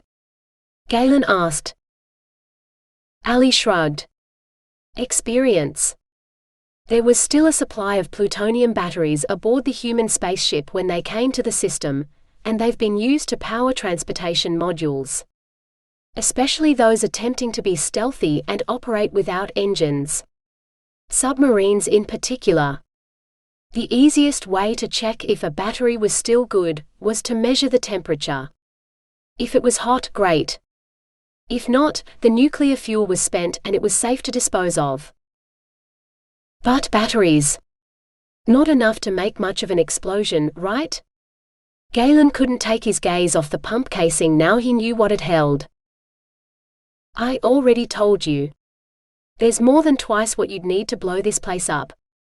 Just one of those would be more than critical mass under the right conditions, like the ones here.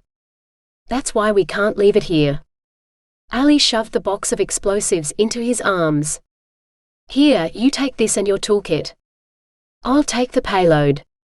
I've already called for an aircar that'll be waiting for us when we leave the maintenance corridor, but we'll have to take a skimmer from here.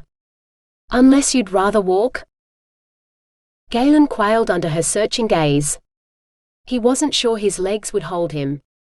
He'd built a nuclear bomb. A bomb big enough to take out the entire colony and all its inhabitants. He shook his head, trying to dislodge the thought, but it was stuck firmly in his mind. He'd never killed anyone, but he'd nearly killed everyone. To take out one terrorist. If he'd succeeded, he'd have been worse than Halcyon. Killed more people. Done more damage. Numbly, he climbed up behind Allie on the skimmer, oblivious to his surroundings. When she took him to the watch, he'd confess everything. Someone like him should be locked up, where he couldn't hurt anyone. Allie should never have rescued him. She should have left him to drown in the pipe like he deserved. Genocidal maniac. Mass murderer. Terrorist of the worst kind. Not Halcyon. Him. By the time they reached the aircar, Galen had sunk into a deep state of shock. He didn't respond to a word Allie said, and she had to half carry him into the aircar, where he curled up on the floor in the corner with his back to the wall, looking like a stricken elf who'd drunk so much moonshine he couldn't tell the difference between his own hallucinations and reality. The man could do with a shot of moonshine, Allie decided, as she loaded their gear into the aircar. Her first thought was to take Galen to his apartment where he could sleep off his shock, while she reported to Ira with the dismantled nuclear weapon, but the man was a wreck. He shouldn't be left alone in his current state. Especially not if the person who'd planted the bomb recognized him and came after him at his apartment.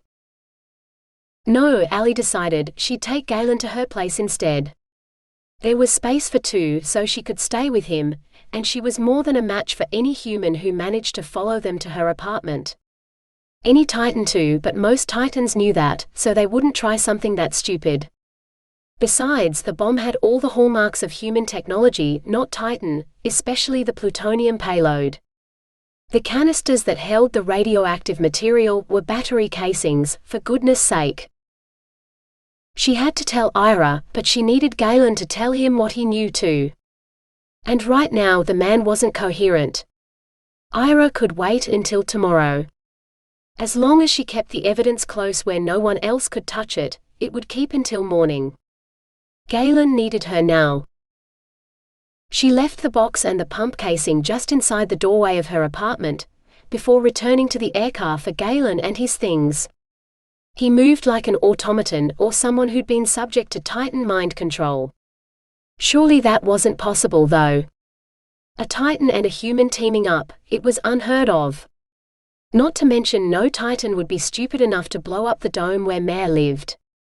Unless one of the Mare was involved, but few Mare knew human technology the way she did. If the Mare had managed to get control over Galen though.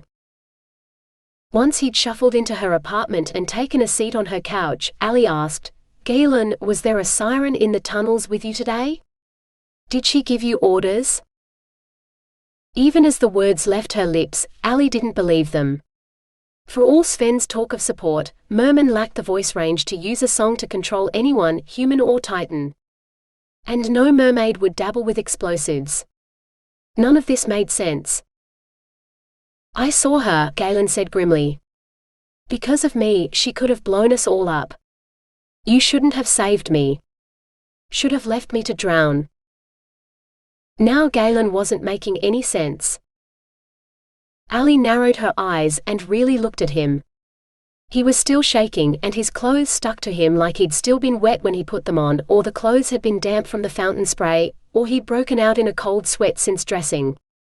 She laid a hand on his arm and was surprised to find his skin colder than hers. No wonder he was shivering. She'd put her money on the man simply being in shock, nothing more. She knew how to handle shock. Let's get you out of those clothes and into bed, she said. Any normal man's eyes would light up at that invitation. Even Galen's, on any normal night. Tonight his gaze remained unfocused and dull. It broke her heart. Here. She pulled him to his feet, not bothering to hide her greater-than-human strength from him. He wouldn't notice. Allie made short work of his shirt buttons, shucking off his shirt more gently than she might have if this encounter had been motivated more by passion than pity. One day, when he was more himself, she would rip his clothes off and have her way with him, she decided.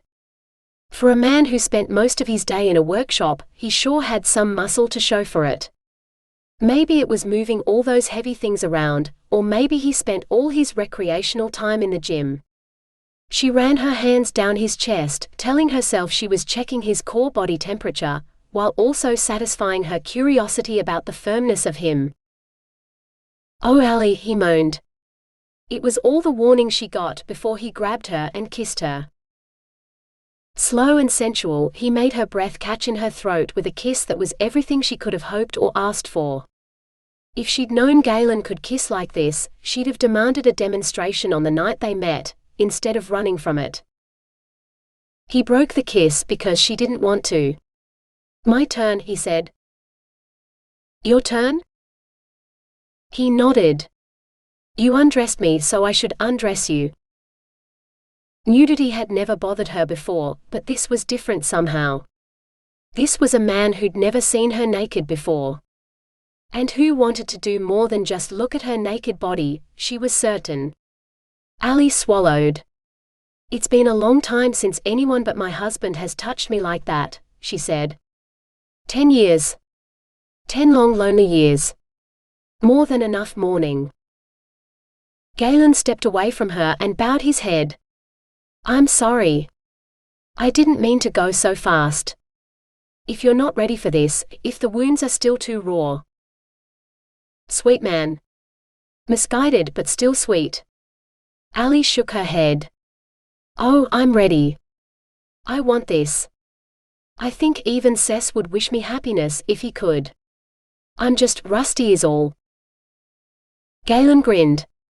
"Now that's where you got lucky. Working in maintenance, I know just how to get rid of all the rust, and rub you up until you feel all shiny and new." Allie laughed. "Been practicing that line, have you? Is that the first time you've used it?" "I've rehearsed it so many times in my head, what I'd say and what I'd do if you ever gave me the chance to make love to you," Galen admitted. "I'm still not certain if this is a fantasy or if it's real." "It's real," Allie promised him. "But I'm all for a bit of erotic fantasy." Now their clothes couldn't come off fast enough. Allie pulled Galen toward the bed, luring him with kisses as the logical part of her mind reminded her that she had to keep him warm. They'd barely touched the sheets before he was inside her, filling her to the hilt with all the wonderful sensations she'd missed, and a few new ones that she suspected were unique to Galen. Cess had known her all her life, but he'd never given her pleasure the way Galen did now. So much for the mere being legendary lovers. She could feel the evidence of human superiority with every powerful thrust into her depths. They fit together so perfectly it was hard to believe they were two separate bodies and not one, so attuned to one another that at the peak of her pleasure, her cries of joy echoed his. When they were thoroughly sated, she lay in his arms, staring at the Milky Way stretching across her skylight. Her body felt akin to the sky, for in one night Galen had ripped away her loneliness and filled her with so much more than she'd ever expected, that it felt like she, too, was made of a million stars. She could hear her own heartbeat, the thrumming rhythm nothing but the tempo behind the song humming through her blood. A siren song indeed. One she had no intention of resisting. Galen awoke bathed in starlight, lying abed where he held a beautiful naked woman in his arms. If he died and there was indeed an afterlife, he wasn't sure he deserved one this perfect. Allie's eyes blinked open. "Oh good, you're awake. It seemed rude to jump you while you were still asleep." Before Galen could say a word, she threw a leg over his hips and guided him inside her. "Stars, that feels so good," she moaned, grinding against him.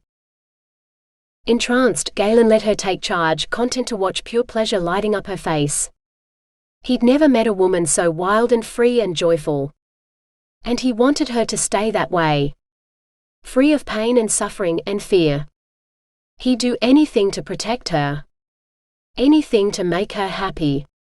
He held on as long as he could, wishing she could dance on top of him like this forever, but she was too caring a lover to pay attention to only her own pleasure. She soon had him gasping her name, meeting every rock of her hips with a thrust of his own, until he swore by the stars that he'd never felt anything as good either.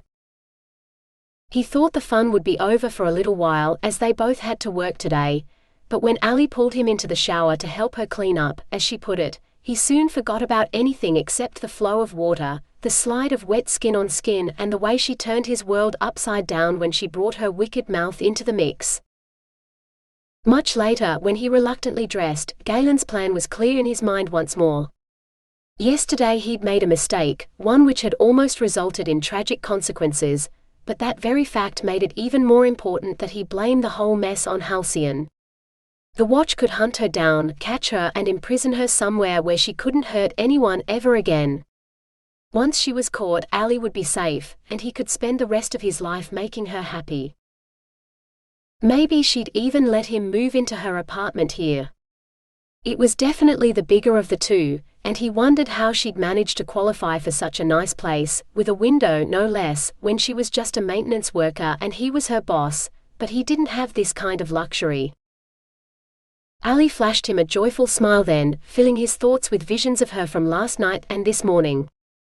He had no space for silly suspicions. He was utterly, irretrievably in love with her, and he didn't care about anything else. Allie sent Ira a short message, telling him she'd meet him in his office at 8 in the morning, and she'd bring a witness to the attempted sabotage she'd found. Galen was too busy hunting through her refrigerator for breakfast to notice. "Where's all the food?" he asked. "There's nothing in here but ration bars and a tiny block of chocolate." "Chocolate?" Allie immediately perked up. She was certain she'd eaten the last of it a week ago, and she had yet to find a chocolate shop in the colony that could satisfy her craving for the human confection. "Chocolate is not a breakfast food," Galen said. With a frown he added, "and nor are ration bars unless you're starving and there's nothing else." Allie wisely decided not to tell him that she'd eaten nothing else for most of her time in the colony. Cooking was not her forte, and while the mayor had promised her a shipment of fresh fish, it hadn't arrived yet. The only meals she'd eaten that weren't survival rations were the ones she'd shared with Galen. "Maybe we can pick something up from one of the tea or coffee houses on our way to meet with the watch. I'm sure some of them serve breakfast," she said. "The watch?" Galen looked nervous. Allie was perfectly calm. "Of course. We need to get this evidence into the right hands, where it will be safe. I don't want to keep explosives or nuclear fuel in my apartment. That sort of thing is dangerous." She summoned an aircar and they were soon zipping through the corridors of the colony, to Ira's office. "I thought we were going to the watch," Galen said. "Isn't this Metropolis Central, where the master controls for the entire colony are, and the head of the watch lives?" Allie smiled. "Indeed it is. For something this serious, I figured we'd go straight to the top. Galen looked like he wanted to argue, so Allie pushed the bundle of bomb parts into his arms and marched him to the door of Ira's apartment. She was 5 minutes early, but she had yet to see him in any other state than fully dressed and ready for work. Allie knocked briskly on the door, opened it, and led the way into Ira's home office. She dumped the wadded-up wetsuit on Ira's desk and gestured for Galen to do the same with his burden. "What's this?" Ira asked, poking the wetsuit. Heat from the plutonium had melted it together in places, so the canisters were almost completely concealed. The makings of a nuclear bomb. In fact, when we found it late last night, it was almost operational. There's enough plutonium in there to destroy the colony twice over. Allie swallowed as her eyes met Ira's ice blue ones. "You were right. There are people who would destroy the fragile peace we've created here." Plutonium? Only humans use that, though quite rarely now, as most of it is spent. In fact, the only remaining stocks we're aware of are in the hands of the humans' first terrorists. Ira flicked a glance at Galen. Allie didn't miss the way Galen stiffened, either. "It's not only humans who use it," Galen said. "The siren Halcyon has set off radioactive devices on at least 4 occasions, starting with the sinking of the Poseidon." Allie stared at him, not sure what to say to that. Ira was not similarly constrained. "That's not common knowledge. Where did you hear that?" "I was there. Only one person survived the Poseidon, me. I managed to get away in a lifeboat before the siren sank her, and when the ship blew up, I was far enough away that all I had to contend with were the waves. I didn't know the explosion was nuclear until the investigation team told me later when they tested my blood for radiation poisoning. I'd asked them to retrieve my parents' bodies when they refloated the ship. The poor guy had to explain to me that there weren't any bodies, as there was barely any ship left to salvage." Ira and Allie exchanged a glance but said nothing. Galen continued, "If you know about the Poseidon, then you know she killed plenty of others during the war. She targeted human ships, destroying them all in the same way. More people escaped from the later ones though, so there were plenty of witnesses. And now she's here, trying to destroy the colony." "Why do you believe that?" Ira asked. "It represents peace between Titans and humans, something she's dead set against. I'm surprised she didn't try to attack the peace talks, but maybe those were too well guarded, so she decided to target this place instead. At first, I thought it was only a rumor that she was in the colony, but last night confirmed it. I know she's here because I saw her. I'd remember that rusty tail anywhere. She trapped me underwater, and if it wasn't for Allie here, I'd be dead," Galen said. Allie swallowed, trying to moisten her dry mouth. She was present throughout the peace talks. Halcyon was the Titan's chosen mediator. If she hadn't been there, none of the Titan delegation would have attended. There would be no peace, and the colony wouldn't exist.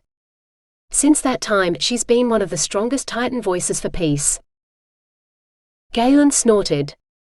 "That's complete stardust. She blew up at least 6 buildings on Elysium after the peace treaty was signed. All places where both humans and Titans worked in the same building. She's so pissed off the war ended that she's taken to killing her own people now too. All the attacks on Elysium have been traced back to humans' first activists," Ira said. "There is no mention of Halcyon or in fact any Titan in the official reports. All of the suicide bombers on those occasions were human." Galen paled, but his expression grew stony. "I know what I heard and I know what I saw last night. She was there. Find her and interrogate her. See what she has to say for herself." Ira stapled his fingers together. "Perhaps we will. In the meantime, can you recount the events of last night, please?" He set his tablet on the desk, tapping the screen so that it would record Galen's testimony. Ira listened for a long time, just nodding his head, before Galen ran out of breath. Then Ira had a few questions, just asking him to clarify things he'd said, before he dismissed Galen. Allie rose to leave too, but Ira held up his hand. "Stay. I need to speak to you too," Ira said. Galen looked torn, like he wanted to stay with Allie, but he really wanted to get away from Ira. "I'll get you some breakfast and a coffee, okay? I'll wait for you," he said finally, backing out of the room. Allie waited until the door had closed behind Galen and his footsteps had faded away. She took a deep breath. No, he doesn't know. No human does. Ira turned his X-ray stare on Allie. "Did you do it?" "Like you need to ask. The bomb's been made by an amateur, not a professional. Someone who's never made one before or trying to make it look that way. If it weren't for the plutonium and the location, I wouldn't have bothered you. And for the record, all 4 of those ships blew because of poor human engineering. All I did was sink them. Water, the pressure and poor storage practices for the nuclear submarine batteries did the rest." Allie waved at the display on the desk. "If this had been my work, the colony would be dust right now, and we wouldn't be standing here." Ira nodded. He knew her well enough to know she wouldn't bother blowing stardust up his butt. Is it possible that another mayor? No. No one else would dare. They wouldn't defy the council, and any who would, well, then there's me. Allie thought of Galen's strange behavior last night. Shock or mind control? She still wasn't sure. Ira read the doubt in her expression as if he'd read her mind. Perhaps he could. Allie still wasn't certain which Titan race he belonged to, but she had nothing to hide from him. However, if he rummaged too far into her head, he'd stumble across her memories of her bed play with Galen. She almost wanted him to find them so she could see his expression when he did. "I want you to speak to the mayor. Make certain it wasn't them. I'll assign some watch officers to the investigation and let you know what I find in the surveillance footage." He eyed the mess on his desk. "I take it it's too much to ask for you to take this with you?" Allie shook her head. "I think you need to keep it safe. The plutonium alone, and what if there's more? I'll ask Cole to search the colony. It might help us find the culprit, but it'll definitely make this place safer." She raised her voice to issue an order to the AI. It was Ira's turn to shake his head. "You know you're the only person in the entire colony who talks to the AI, don't you?" Allie shrugged. "It's intelligent and it obeys orders. Much like any human or Titan under the control of a siren song. Force of habit, I guess." She rose. "Are we done? If I know Galen, he'll have found something lovely for breakfast, and it'll be getting cold. If the watch find anything useful on the surveillance footage, let Violet know. She'll inform me." "You're subverting my staff now?" "Not yet. I don't need to. We're working toward the same goal. I understand you're too busy to keep me informed about everything, so I took the initiative." Allie winked. "In case you're interested, her weakness is chocolate, and I'm sure she'd appreciate some for a job well done. So would I, if you find a good supplier in the colony. I've run out." She turned and strode out of the office, leaving Ira grumbling under his breath. Allie hid her smile. It was shaping up to be another beautiful day. Galen made it back to the entrance to the watch building just as Allie stepped outside. Her beaming smile as she spotted him warmed his heart. He had done the right thing up in Ira's office, he told himself. Protecting her was worth any price. "I brought you a muffin," he said, holding up the bag. Actually, he'd bought half a dozen, but he'd eaten a couple along the way to quiet his roaring belly. Any other girl would have asked what kind, or reached for the bag to find out. Allie reached for his hand instead and said, "Let's go somewhere a little more private for breakfast." How about the park in the middle of the Arbor Dome? Galen was only too happy to agree. Within moments they mounted a skimmer, and the acceleration as it took off pressed her sweet body against his, making his breath catch in his throat. After last night, he never wanted to be separated from her again. Allie let the skimmer carry them deep between the trees before she leaped to the ground. Galen followed more slowly, trying not to spill the coffee. The skimmer zipped off and out of sight, leaving them alone in the forest. Allie let out a blissful sigh. Much more peaceful than Metropolis. Let's sit here. She pointed at a bench, artfully placed on the edge of a clearing filled mostly with a pool of crystal-clear water. It looked like something out of an old earth painting. It probably was, Galen realized, seeing as someone had created this, just like everything else in the colony. They both sat. He passed Allie her coffee before he ripped open the bag containing their breakfast. Allie clapped her hands. "Oh, you're an absolute sweetheart, Galen. Chocolate muffins. I think I'm in love." The kiss she gave him in return confirmed it. A crazy idea popped into his head. One he couldn't seem to dismiss. He barely knew her, and they'd kissed for the first time barely a day ago, but he already knew he wanted to spend the rest of his life with her. And life could be so short, with war and terrorists and who knew what else around the corner. That's why he had to ask her. Had to.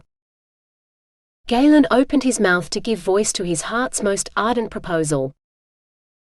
"Galen, I need to tell you something. Something I should have told you before," Allie began. Galen closed his mouth and signaled for her to continue. "While you were telling Ira about last night, I realized that." A raucous bark of laughter interrupted her, followed by several others. "Ooh, lovebirds in the forest. A pair of humans. Don't they know it's dangerous in the woods?" 4 men emerged from the shadows, all of them barefoot. They prowled forward, more like animals than men. "Shifters," Allie said softly. "Hunters of some sort. I'd say wolves, but I don't think so. More likely some sort of cat." "Get in the water then," Galen said urgently, rising to his feet. "Cats don't like water. I'll fend them off while you call for help." "Tigers like water just fine," one of the men growled, stepping forward. "And it'll only take one of us to hold you down so you can watch how the rest of us entertain your little girlfriend. This is our territory and you're trespassing, human. Your kind need to be taught a lesson." Allie burst out laughing. "A bit too melodramatic before breakfast, don't you think, boys? This is public land, free to be enjoyed by all colony residents. At least those who have the social skills to stay." She lifted her coffee from the seat beside her and sipped it before she started to hum a cheerful song Galen didn't recognize. "Leave her alone," Galen said through gritted teeth, squaring up for a fight. He'd learned in the college dorms that his age and size made him a target, so he'd made it his mission to learn how to defend himself.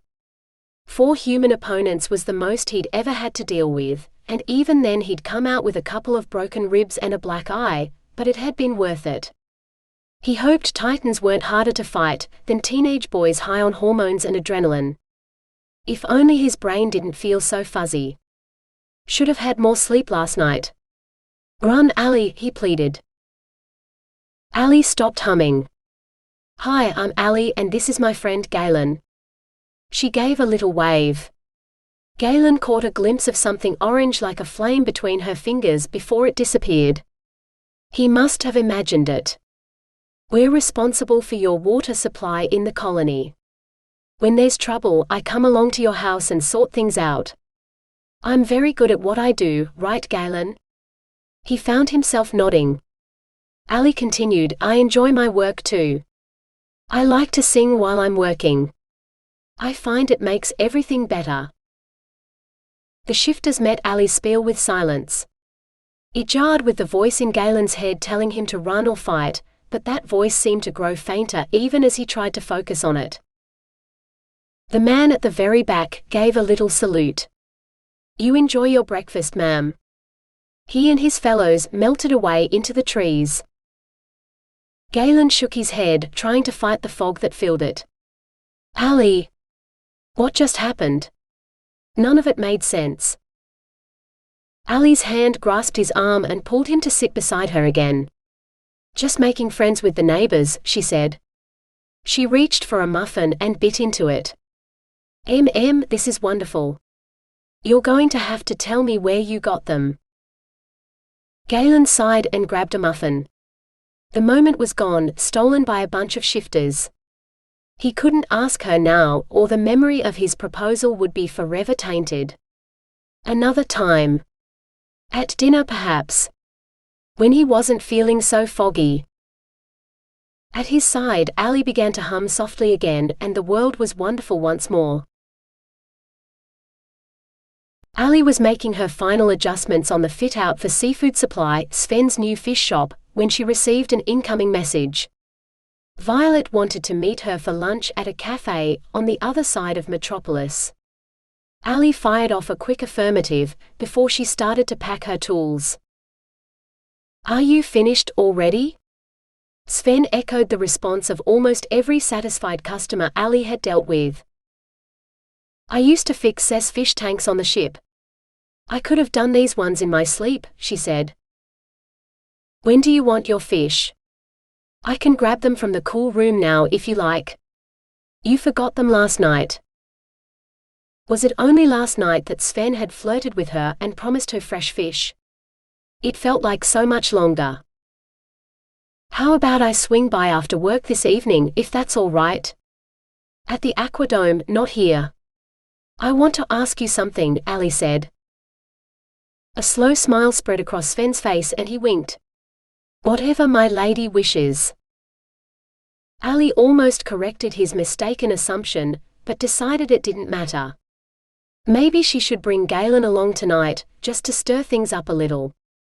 And if a siren truly had been messing with Galen's head, perhaps she'd give herself away with some spark of surprise, or Galen might recognize her.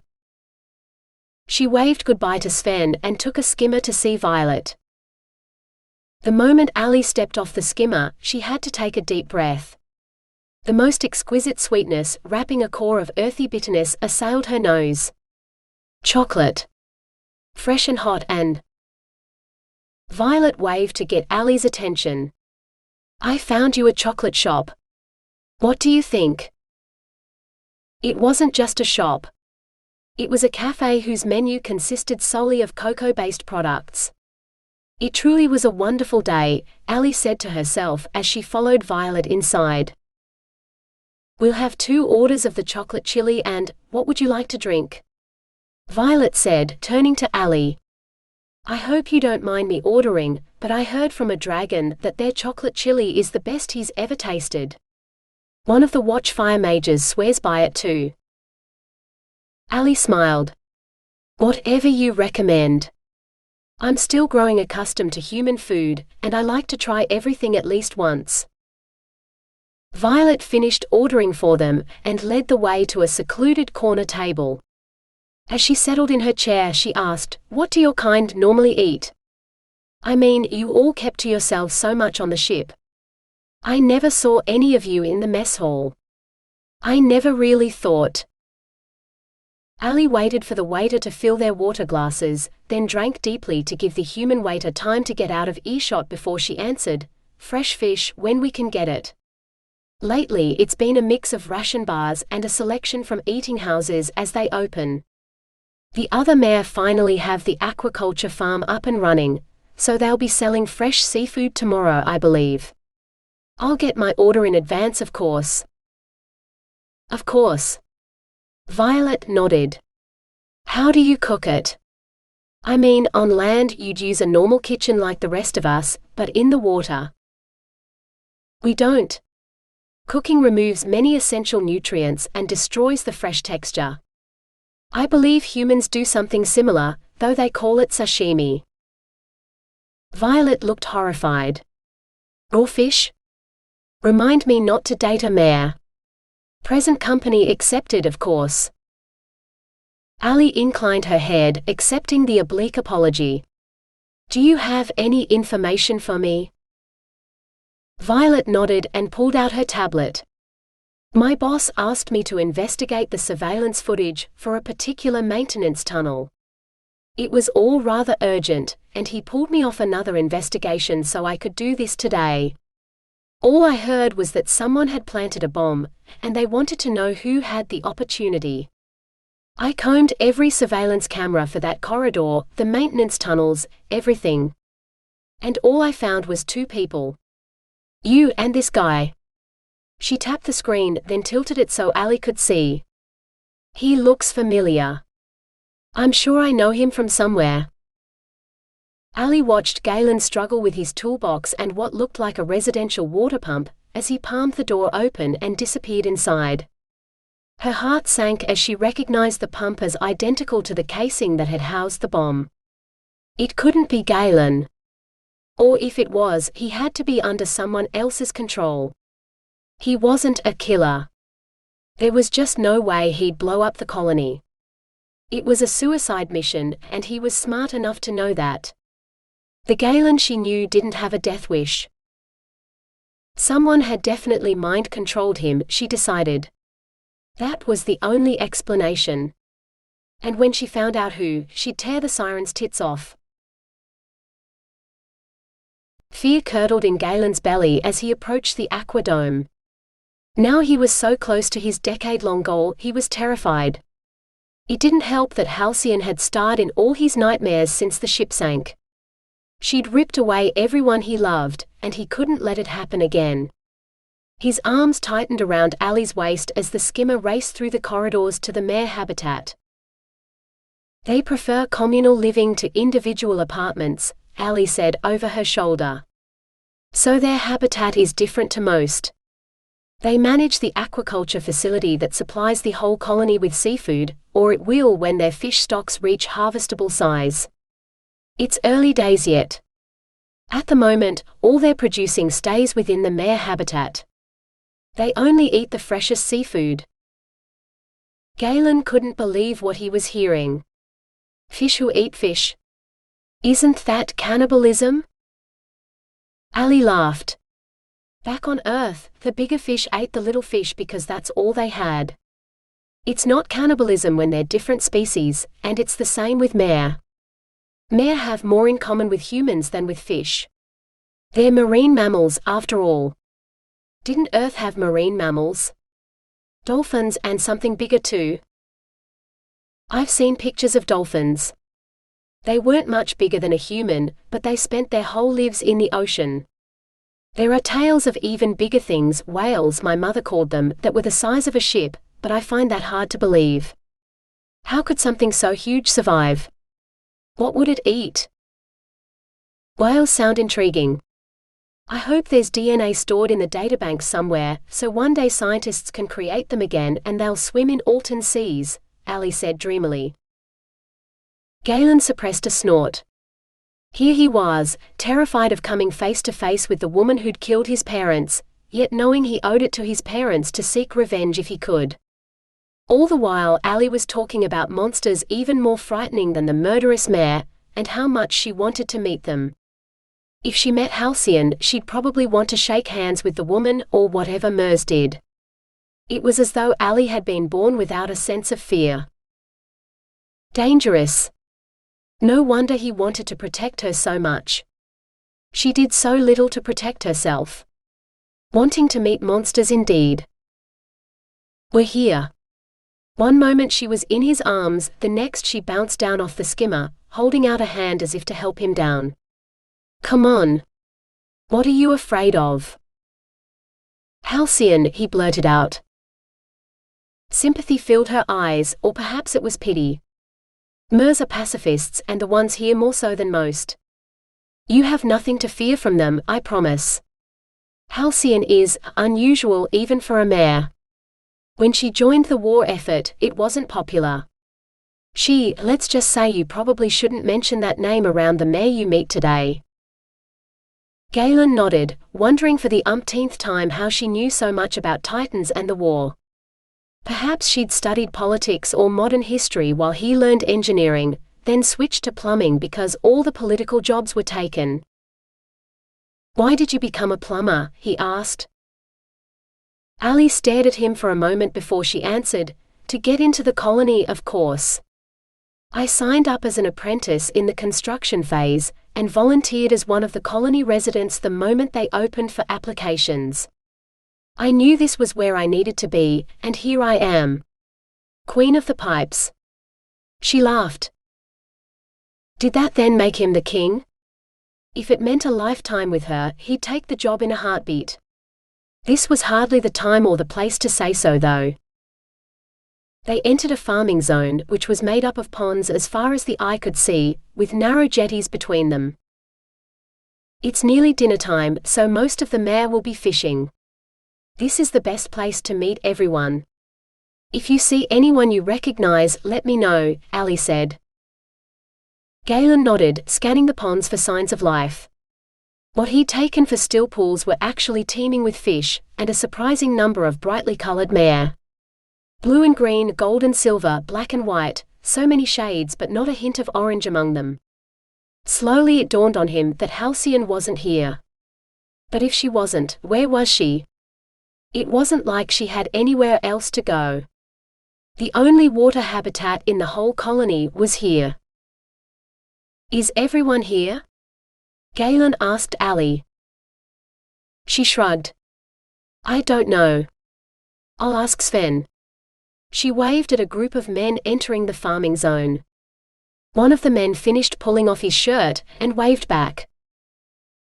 The whole group headed in their direction, led by a shirtless dude showing off his six-pack. "My lady," the show-off said with an elaborate bow. Allie shook her head. "Just Allie, please." "Galen, this is Sven." Sven, Galen is an environmental engineer who's in charge of maintenance for the colony. He's the one who's been working on your water problem with the tuna tanks. She took a deep breath. "Galen, Sven is the patriarch of the Green Line and every mermaid's wet dream," Sven finished smoothly. He peeled off his pants and dived into the nearest pool. When he surfaced, the man had turned emerald green, from his head down to the tips of his tail flukes. "As you can see." Galen couldn't seem to close his mouth. The man had turned into a mare, well, not a mermaid. A merman, maybe. If he had man parts under that tail somewhere. Maybe mare really did spawn like fish. The other men who'd arrived with Sven stripped and entered the water too. They changed and surfaced, each a slightly different color. Not all of them were the monochrome of Sven the show-off though, most of the mare were flesh-colored above the waist, and only their tails took on a different hue. Including, Galen gulped, the women. Two of what he'd thought were men turned to face him in the water, their bare breasts on full display. He didn't know where to look, and if Allie caught him staring at some other woman's breasts. "You missed all the fun, Allie," one of the men said, emerging from the water with a handful of small fish. He lifted one wriggling fish high into the air, then swallowed it whole. "After you left, a trio of tiger shifters stumbled out of the bar and started picking fights with the humans in the square. It turned into a brawl of about 30 people before the watch broke it up. We might have to sell, what do humans call it? Popcorn, that's it. We might have to start selling popcorn and seats for that sort of entertainment." Allie frowned. "Why didn't you break it up?" The man spread his arms wide. "Do I look like a siren? I don't calm mobs. If humans and titans want to fight, we won't interfere. Let the lesser beings fight out their frustrations with each other. Mere farm fish and keep their own counsel. If we're forced to watch as part of our participation in this community, fine. We'll bring snacks." He swallowed another fish, then dived under for more. Allie let out an exasperated sigh. Sven, Galen wanted to know if everyone's here or if anyone's missing. Sven surveyed the pools. "No, this is everyone." "Why, is he looking to mate with someone?" One of the younger mermaids might be curious about getting with a human. She might eat him alive too. "He's not exactly the bravest of them, is he?" He nearly pissed himself when I changed. He had not pissed himself. I've never seen a man shapeshift into a fish before, Galen said stiffly. I didn't know you could do that. Sven grinned. Humans know very little about the mare, and with good reason.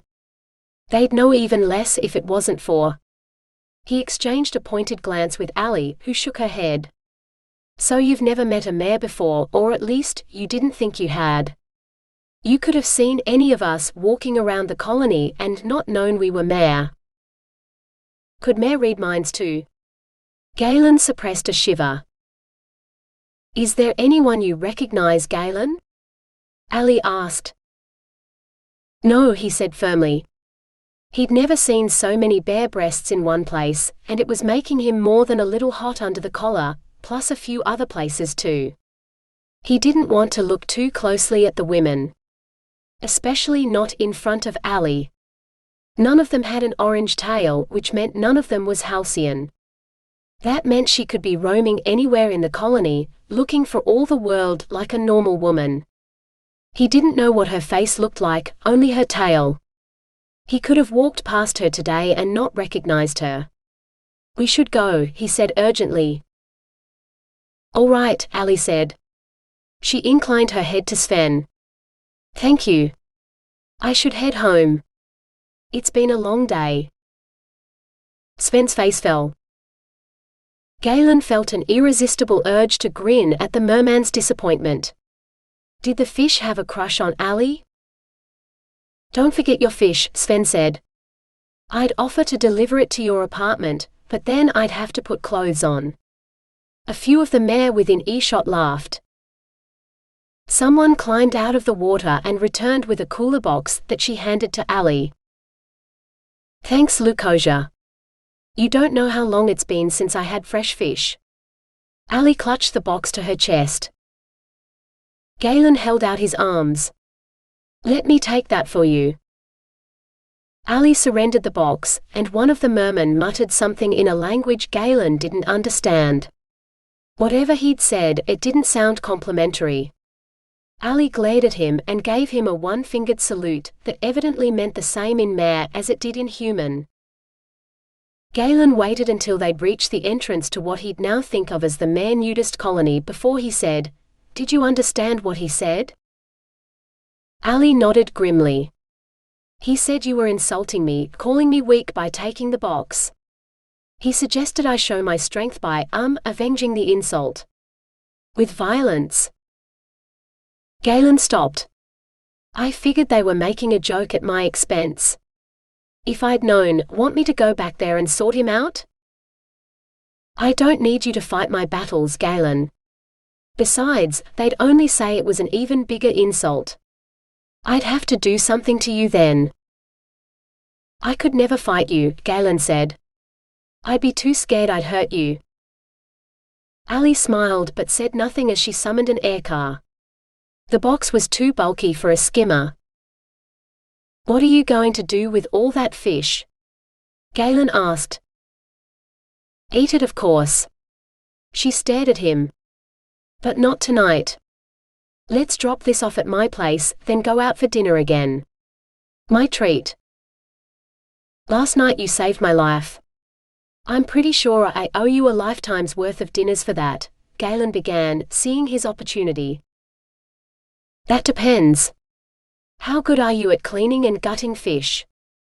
Allie asked, laughing as she boarded the aircar. The aircar was crowded, so he had to sit on the other side from her, where his proposal once again went unsaid. At dinner he promised himself, or afterwards. Then he'd ask her for forever. All through dinner, Allie fought to find the fortitude to tell Galen who she really was.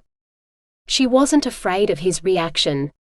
She'd seen hatred in countless human eyes before, just because they knew she was a Titan. It's just that last night had been the most pleasurable night in her memory, and she didn't want to hurt him. Was one more night with him too much to ask?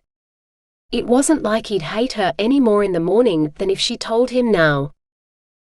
When the waiter delivered dessert, Galen clasped his hands together on the table and said, Allie, I need to ask you something important. She already knew what it would be, but silently she begged the universe for one more night. Allie set down her spoon, then held up both hands to stop him. What with everything that happened last night and today, I'm not sure I can take any more. The only thing I want to do tonight is to climb into bed with you, and spend the whole night believing there's no one else in the universe but us, and the most important thing in life is for us to see as many stars as possible. Galen's jaw dropped. And by stars you mean? Allie blushed and stared down at her plate. All the times I screamed your name last night, it was because you made me see stars. I'd like to give you every star in the sky, Allie, he said, his eyes starting to smolder. They paid the bill and called for a skimmer. Galen's arms wrapped around Allie as he stepped up behind her, and she pushed back against him, grinding her bottom against his crotch until he was so hard that his pants were probably feeling uncomfortably tight. Stars, Allie. If you keep doing that, I might have to lay you down right here on this skimmer, Galen groaned in her ear. Allie laughed softly as she pressed against him again. I'm pretty sure there's a law against that. I don't care. Yes, this was the right thing to do, she thought as the skimmer pulled up outside her apartment. They made it inside, but that's all the decorum they had time for. Before the hatch had completely slid shut behind them, Galen pinned her to the wall. A quick struggle loosened their pants enough to give him access, and he plunged deep inside her to the tune of matching moans from both their throats. Allie wrapped her legs around his hips, drawing him deeper still. Yes, this was exactly what she wanted. Galen's powerful lovemaking with all the wild abandon she'd never known from anyone else. Her first orgasm took her by surprise, though not Galen, judging by the way he chuckled when she cried out. Enough stars for you, sweetheart? He asked, slowing his pace but not stopping. So many, she sighed blissfully. But I want more. Then I'm taking you to bed. Strong hands cupped her bottom, holding him inside her as he carried her to the bed. Galen sat down so that Allie sat in his lap. She unfastened her legs from around him and tugged her pants all the way off. He'd lost his pants somewhere along the way, so now it was skin on skin as she knelt astride him, clenching hard at the burning heat he still held between her thighs. I need to taste your breasts, he said, peeling off her shirt. I saw all those May girls with their tits out, and the only thing I could think of was how much I wanted yours. Allie laughed. If I'd been sitting naked in that pool, I'm sure you wouldn't have looked twice at me, not with all those women to choose from. If I saw you naked in that pool, I'd have stripped off and joined you. No matter how many men were watching. Galen seized her hips and spoke slowly so that each word matched his thrusts. I love you, Allie. I only want you. Forever. Tears sprang to her eyes. Not since Cess had anyone ever. Allie screamed as her second orgasm engulfed her. She couldn't stop the tears now. But she could give him stars. A whole galaxy to match the pleasure he gave her. She grasped his shoulders, rocking her hips as she rode him hard, letting her core clamp down on him as she felt her third climax building, bigger than the first two. As big as the man inside her, giving her so much more than she'd ever hoped for. Oh fuck. Stars, Allie, he shouted as he reached his peak, barely a moment before she hit hers. I love you too, Galen, she murmured, kissing his neck. And that was why tomorrow would be terrible, but tonight the universe existed for them alone, so they could share all the stars. Galen didn't want to get out of bed. Allie had woken him twice in the middle of the night to make love, and the way she was stirring now, she might be about to ask again. She didn't need to ask. Galen let his fingers trail across her breast, down her side and across her belly to her thigh. Good morning, sweetheart, he whispered as he slid the tip of his finger inside her, stroking gently. She snuggled closer to him. I hope you're planning on using more than just one finger to wake me up. 2. He demonstrated. Think harder, Galen. And bigger. Oh yes. One very enjoyable hour later, Galen had to admit they needed to get up or they'd be late for work. If this was life with Allie, it was better than anything he could have imagined. He'd do anything to keep it that way. Allie's comm beeped just as he was getting into the shower, so she reluctantly left him to shower alone to take the call. She still wasn't back when Galen was clean, so he turned off the water and headed out to the living area in a towel to see what had kept her. "Check again, Cole," she said, her eyes darting from her tablet to the wall screen, which both showed schematics of the colony. "What are you looking for?" Galen asked. "Something that's not there," Cole says, "which is not possible, seeing as it was before. I have time to sort this before my first fit-out this morning, but I might head out to the spots where it's found an anomaly just to make sure." Allie frowned at the screen. "Want me to bring you breakfast?" he asked. She waved him away. "I'll be fine. I'll pick up something on the way. Today's not going to be as nice as yesterday. Meet you for dinner, maybe?" "It's a date," Galen replied, kissing her cheek. He wanted more, so much more, but he was already late, so he hurried into his clothes and headed out. He could ask her tonight. When he reached his office, a box half hidden under his desk caught his eye. It was a pump box, the one that still held the other half of the plutonium. He couldn't believe he'd just left it lying here like this, but he'd thought it was uranium, and not enough to cause trouble. Now he knew better, he just wanted it gone. Galen heaved the box onto the desk and opened it. He took a deep breath before he lifted the lid of the lead-lined box inside. Sure enough, 2 rods remained, and they were hot to the touch. It was enough to blow up the entire colony, Allie had said, so that meant these leftovers were just as dangerous. It needed to be locked away where no one would find it and use it. The watch had presumably done that with the first 2 rods, so they must have a suitable storage facility. He'd tell them one of the staff had found it in one of the other main pumping stations. Arbor Dome, maybe. Let the watch draw whatever conclusions they liked from that. Then he was done. Done building bombs, done trying to track down terrorists, done with the hunt and everything to do with that bloody siren Halcyon. Because he didn't want to draw her attention to himself, as that would only put Allie at risk. He'd give up anything to protect Allie, because she was his future. His parents would understand, he was sure. They'd want him to be happy. And if killing Halcyon risked letting something bad happen to Allie, he'd never forgive himself. His parents were gone and nothing could bring them back. But Allie was living, breathing hope, and all he had left. Galen dropped onto his chair, borne down by the sheer enormity of his decision. No more revenge. No more hunting for Halcyon. He'd have to find a hobby. Feeling lighter, he pulled his music player out of his desk drawer and slipped the headphones over his ears. He turned up the volume and found himself singing along as he read through his morning messages. Nothing could budge his good mood today. Allie's communications chip told her she had an incoming message from Cole about the AI's radiation scan. Not wanting to bother Galen with it, she headed for the living room, so she could put the map up on the wall screen.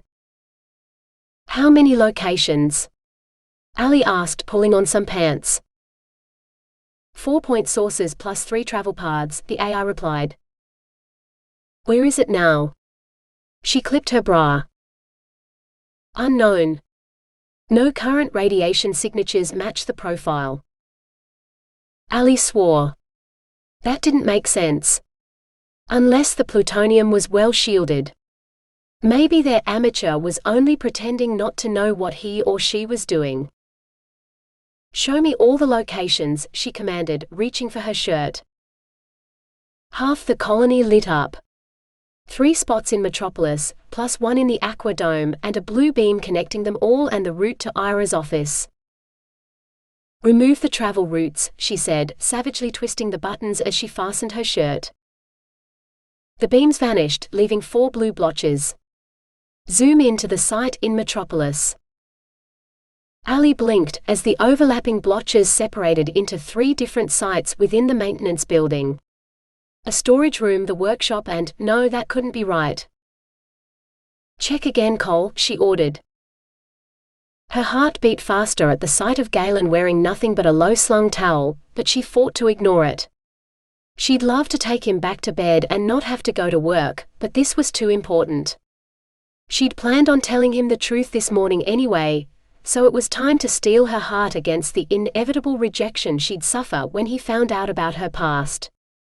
First, she had to find the remaining plutonium and ensure the safety of the colony. Then she could hand him her heart so he could blow it to bits. She almost broke her resolve when he kissed her cheek. It would have been so easy to turn her head and offer him her lips instead. She forced herself to focus on the screen, though it showed nothing of interest right now. Allie didn't allow herself to relax until the hatch had slid shut behind Galen, sealing him out of her life. While the AI completed its scan, she reached into the refrigerator for a snack. Sven had given her enough fish for a week, and her mouth watered at the thought. It had taken almost all of her self-control last night not to strip off and join the other mare as they caught their dinner fresh, but Galen would never have understood. And she'd wanted one more night with him, so the small sacrifice had been worth it. The scan still wasn't finished, so Allie reached for another fillet. It sure beat ration bars. Scan complete. Additional source identified, the AI said. Where? Show me. Allie's heart contracted in her chest as the map showed her the maintenance building again. Show me the building in 3D as it is now. Additional source has disappeared. Allie swore. Show me where it was. A blinking blue light appeared, almost directly on top of another spot, dated several weeks previously. Allie was afraid to ask, so she looked for the other sites next.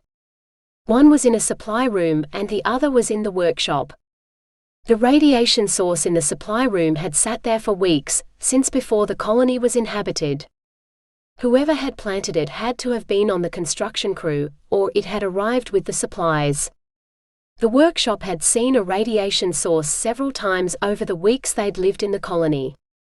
Whoever had carried it there was definitely a resident. Show me radioactivity in brightness levels, she said. The spot in the Aqua dome dimmed to about half what the others were.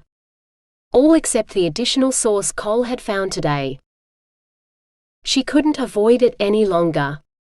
Weeks ago, before the source had moved to the workshop, it had sat in one spot, almost exactly where it had briefly sat today. It shouldn't be possible, but Allie had to believe it was.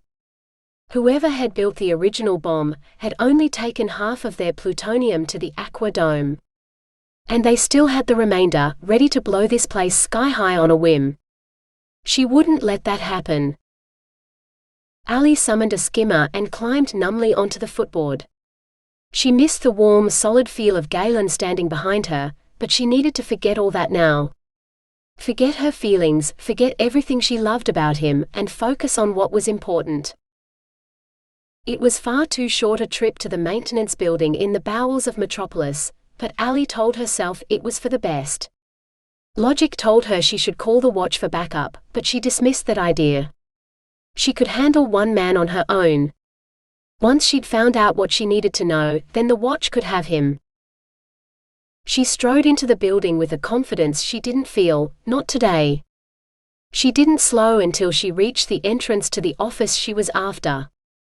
Then she paused in the open doorway, wishing she was wrong but knowing she wasn't. Why did you do it? She asked. No answer. Galen kept his eyes on the screen in front of him, ignoring her. I asked you why you did it. I saved your life. I have a right to know. His lips moved and he started singing faintly. Still he ignored her. Allie noticed his peculiar ear coverings, with which he somehow blocked out all sound, including her voice. That's how he'd survived the Poseidon. He'd never heard her song, never fallen asleep like the other passengers, which is why he'd made it to the lifeboat when the alarm sounded, Because he had heard those. She should have sunk the lifeboat while she had the chance, all those years ago. Allie. With a practiced motion, Galen pulled his headphones down so they circled his neck. His smile died as he took in the tears streaming down her face. What's wrong, sweetheart? She was not sweet. Allie surveyed the desk. Where the blue spots had glowed, now she saw only a box for a residential pump. The same sort of pump she'd found hollowed out and full of explosives in the Aqua Dome main pumping station. It's in here, isn't it? She reached for the box. So did Galen, but she was faster. Don't, sweetheart. It's dangerous. One of the other guys found it in the Aqua Dome main pumping station, where? Don't lie to me. She lifted the box lid and felt a surge of triumph as she saw another box and not a pump inside. She opened the box, peering in just long enough to confirm that she was right, before she threw the whole thing back on Galen's desk.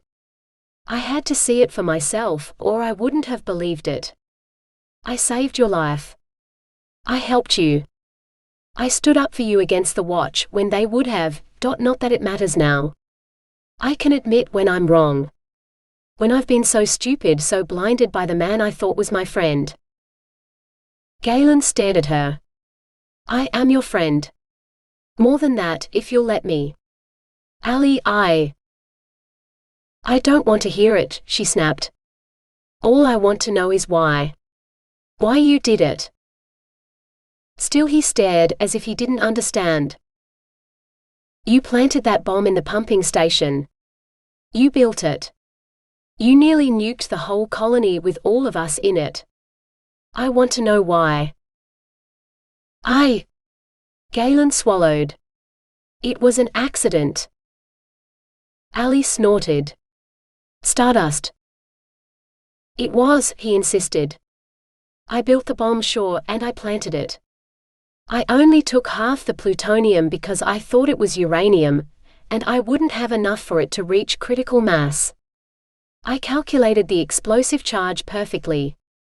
It would have damaged the pumping station but left the dome structurally sound, and contaminated it with enough radiation to make it look like she did it. Like who did it? Allie demanded. Halcyon. The siren who killed my parents, sank the Poseidon and murdered thousands of other people. Allie bit her lip. 1,562. Not thousands. And every single one of those was killed in an act of war. They were not civilians. She murdered more than 1,000 people. Including my parents. They deserve justice. Allie shook her head. It's not murder when military personnel are killed in battle. Even if it was, the peace treaty signed by both humans and Titans declared a general amnesty, so no one on either side could be accused of war crimes once the treaty was signed. Anyone who killed or tortured was absolved of their guilt, so that all the atrocities would stop. It was the price we had to pay for peace. Not me. I didn't choose it. I wasn't the only one, either. The Humans First organization offered to help me find her. They're nothing but a bunch of suicide bombers, and the racist bigots who recruit and arm them. They wanted you to blow yourself up with thousands of innocent civilians, and you nearly did. Tears formed in Allie's eyes again. You almost destroyed all chance of peace between our peoples, and for what? One woman? Galen wet his lips. Allie, Then take your shot, human. Allie threw her arms wide. Your search is over and no one else needs to die. Enough people have been hurt. I lost the man I loved and gained a psychotic stalker. Where's the justice in that? She took pity on Galen's confusion. I'm Halcyon. I killed all those people, including your father, Dr. Claudius Tasker, the man who lured my husband into a trap by promising to share his scientific findings, then tortured him to death before my eyes. He deserved to die, so I made sure he did. And crazed with grief, a siren's grief which you can't even begin to understand, I sang his funeral dirge. A song that drove whoever heard it to die. Your music machine saved you, so you never knew what killed them. Every Titan knows what a siren is capable of, which is why they don't harm us. That's why the Mare are all pacifists, serving as mediators in a conflict, because if Mare fight, only they will win. We know that, so we abstain. We tried, the Mare Council decreed that we'd take no part in the war, but humans didn't listen. They captured my husband and tortured him for information. When they attacked him, they attacked all the Mare. So my people gave me permission to retrieve him or seek justice as I saw fit. Allie sucked in a deep breath, swiping at her tears.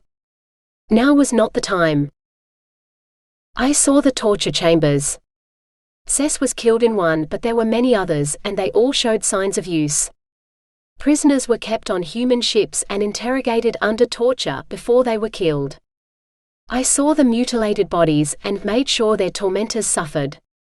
So I knew when we declared that amnesty, that I had at least brought some to justice.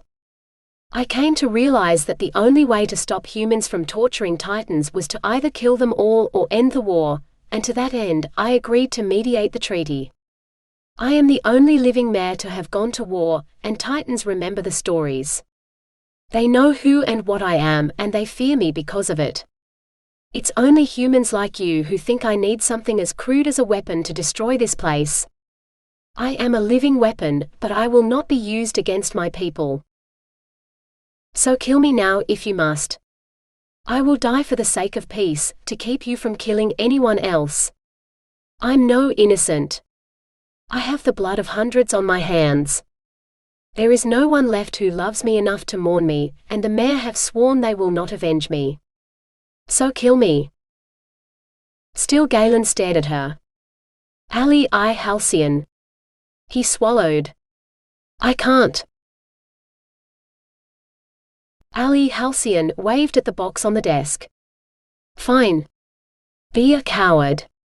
But if you use that to kill all the people in the colony instead, you'll be a worse man than your father ever was. You'll be sealing the fate of your entire species, because the remaining sirens will not let such a deed go unpunished. I'm ashamed to think I considered you a friend. You are what you call us, monsters. She turned on her heel and stalked out of his office. Perhaps even out of his life. Allie, wait. Please, he begged, but she didn't return. Why would she? She was right. He was horrified at the thought that he'd nearly detonated a nuclear weapon here, in a city full of civilians. With children for Star's sake.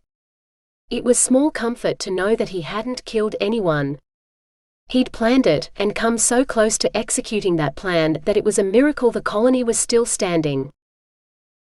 Saved by Halcyon. She'd saved him and the city. And he loved her because she was Allie. Though she had every right to hate him. Galen buried his head in his hands. He hated himself. He wasn't sure how much later it was when the watch came for him. Minutes, maybe even hours, but he wasn't aware of the passage of time. Only the crushing weight of guilt that he knew he deserved. Mr. Galen Tasker, a female voice asked. Yes. The word came out as a barely audible whisper.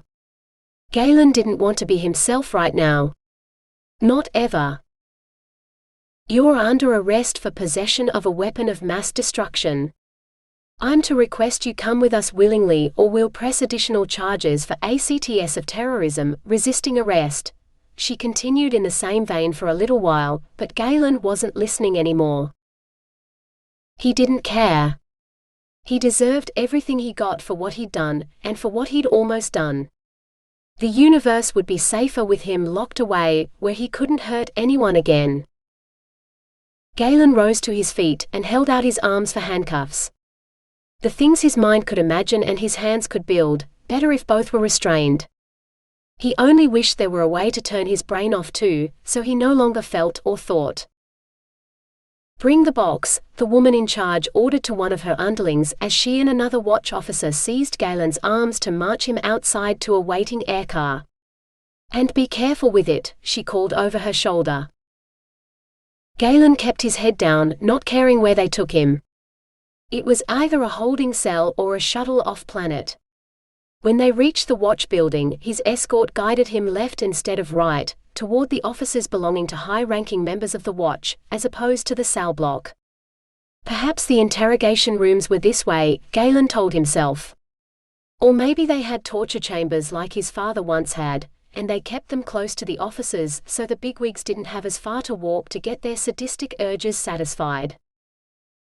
If he survived the torture, or even if he didn't, he should try and get a note to Allie, telling her about it so she could deal with those who did it. Maybe the universe would be a better place with Halcyon loose. His life had been. "Don't know what you're smiling about," the watchwoman muttered, tugging on Galen's arm to keep him walking. Her companion opened a door at the end of the corridor and pushed Galen inside.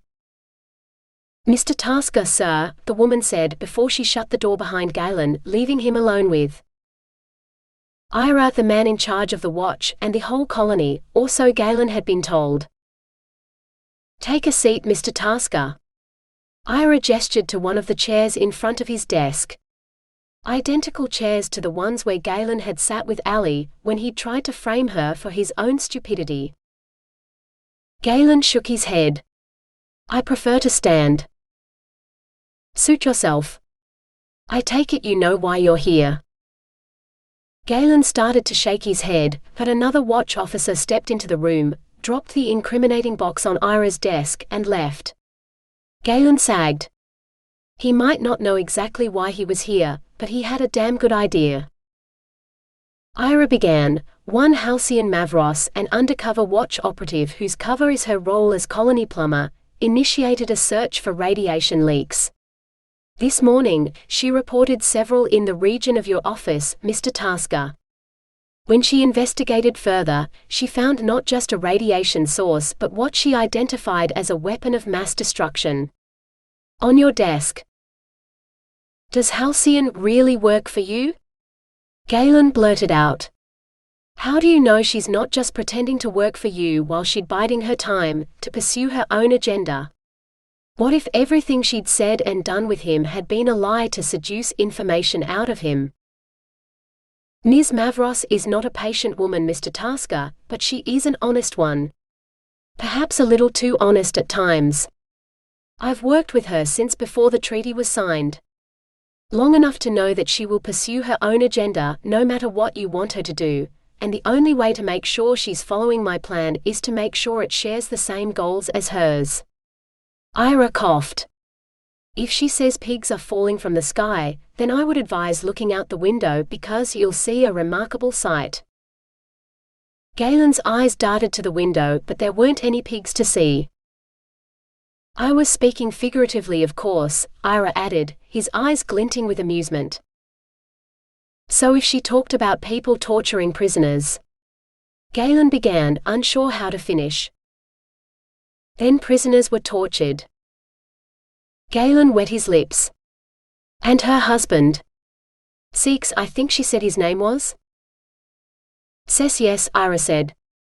"He was captured by humans and tortured for information. The chief interrogator assigned to him was Claudius Tasker. Your father, I believe." "She definitely killed him?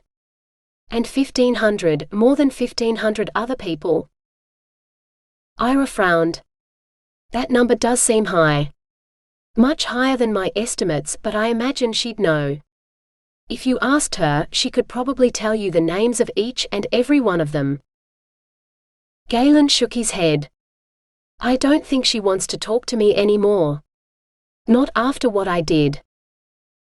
Ira folded his hands on the table. "Tell me, Mr. Tasker. What exactly did you do? Not the version you gave me last time. The truth, please."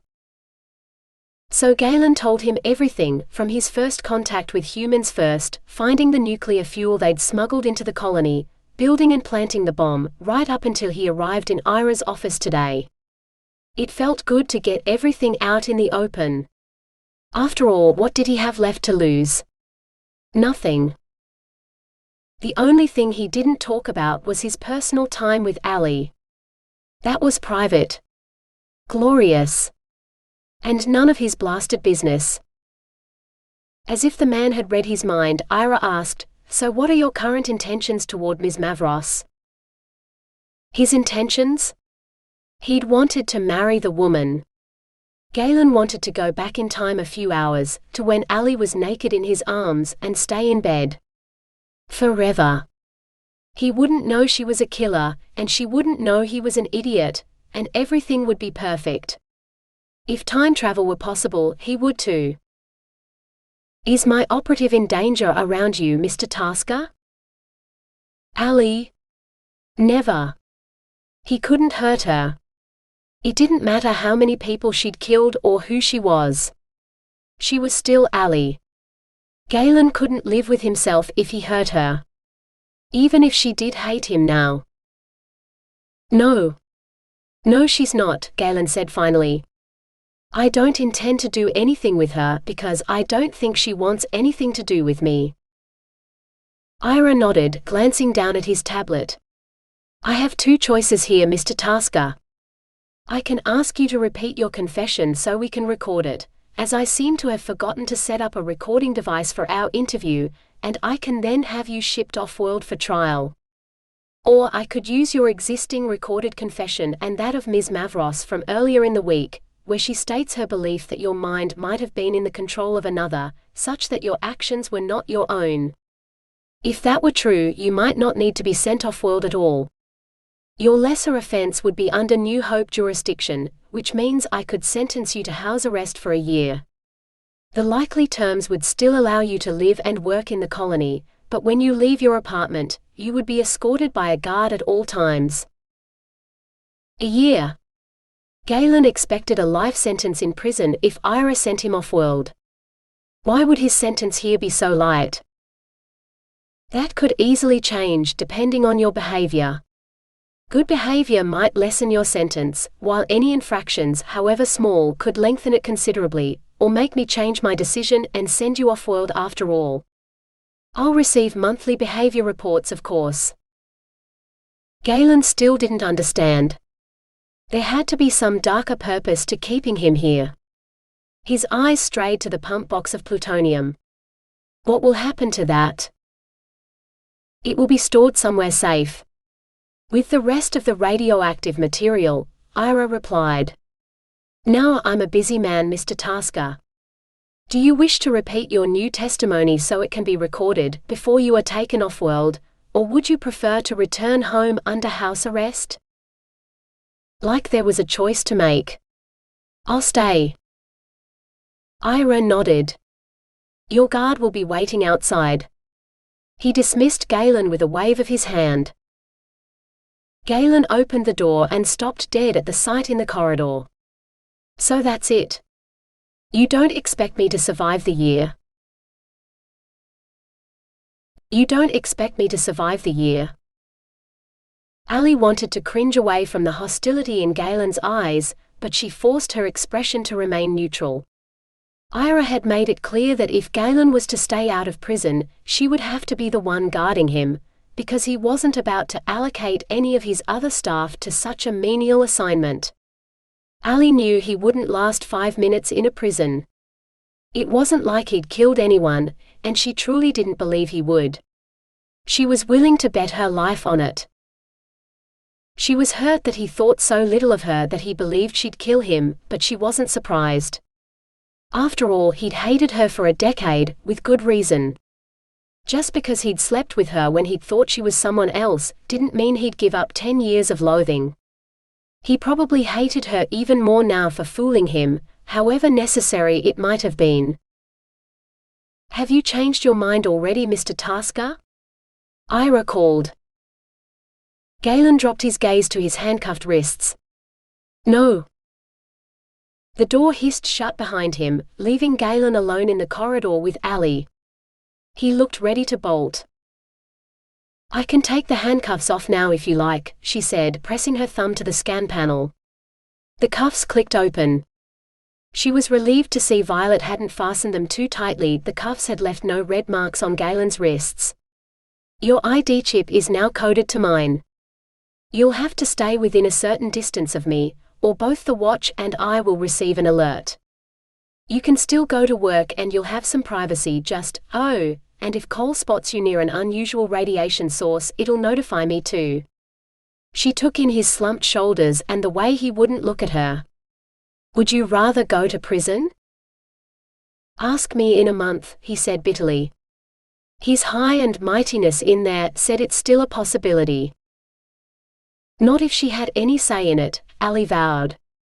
Ira would get nothing but good reports about Galen if she had to mind control the man herself to make him behave. For 6 weeks, Galen endured the conditions of his house arrest. The best and the worst part of it was Allie.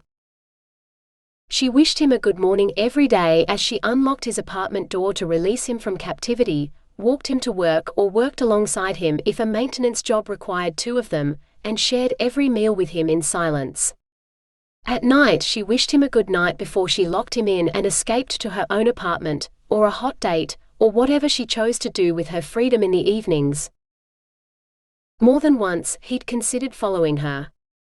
He was an engineer after all, and the door controls were hardly more complex than anything else he'd built.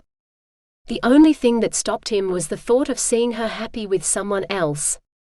He understood that she hated him now, seeing as she could barely stand to look at him, but he wasn't sure he could handle seeing the woman he loved in another man's arms. It was hard enough knowing he'd lost her through his own stupidity. But it wasn't until they were working together on a bunch of blocked drains at the strip club that he noticed she wasn't singing anymore. Allie had always sung or hummed something while she worked. "Are you feeling all right?" he asked her. "Of course not," she said. "I have yet to meet anyone who can keep their lunch down after they've unblocked 3 toilets in a brothel and the 4th one looks. Ugh. She did look distinctly green, he realized, but that went right along with doing a disgusting job. The dark circles under her eyes were new though. He tried to remember if she'd looked like this yesterday. Yesterday you missed lunch. Today you're throwing up. Plumbing aside, what's wrong? Nothing that won't go away on its own, she said. Look, can we just finish this job so we can go do something else that doesn't stink like someone died in here? Galen nodded and switched the pump back on, but he found his eyes straying to her more and more as the day progressed. She seemed listless and tired, like she'd never been before. When the day ended, he'd made up his mind. I'm sick of eating by myself at home every night. Want to go out for pizza? He asked her. The eyes she turned on him looked almost haunted, they were so hollow. I'm not hungry and it's been a really long day. I'll go with you to pick up a takeaway pizza if you want, but then I'm going home. If that was the best she had to offer, he'd take it. She called for an air car instead of a skimmer, so they wouldn't have to travel as closely together, he guessed, but when she sank onto the seat with a little sigh, he wondered if it was more about her exhaustion than anything to do with him at all. Despite her protests, he ordered a pizza for her as well as the one for him, knowing the seafood one was her favorite. He carried the boxes back on his lap in the air car, grinning as several of the other passengers cast covetous glances at their dinner.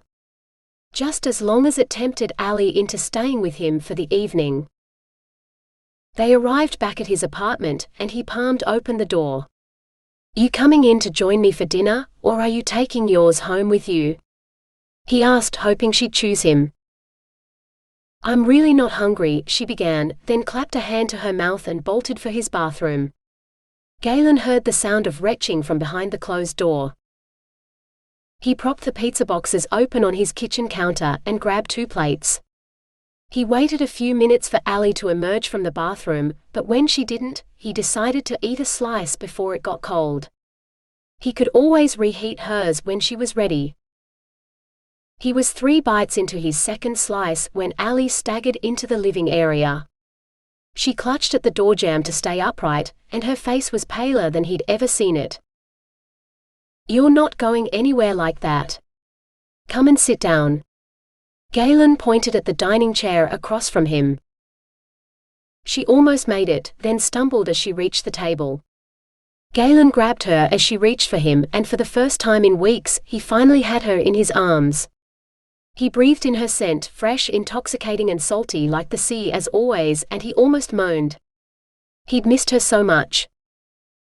"Let go of me." "I'm fine," she said, grasping the table and hauling herself to her feet. She made it to her chair this time, but not without effort. "You're not fine. Are you going to tell me what's wrong, or should I call a doctor?" "Nothing's wrong," she exploded. "Not yet, anyway. I'm pregnant, all right? This is normal." Galen wanted to cry. She had moved on, finding some other man to seduce, no, some other titan, he realized. It had to be, if the guy could get her knocked up. "Whose is it?" he asked. "Mine for the moment," she said. "I mean, who's the father?" Galen paused to think. "It was that green merman, wasn't it? I saw the way he looked at you.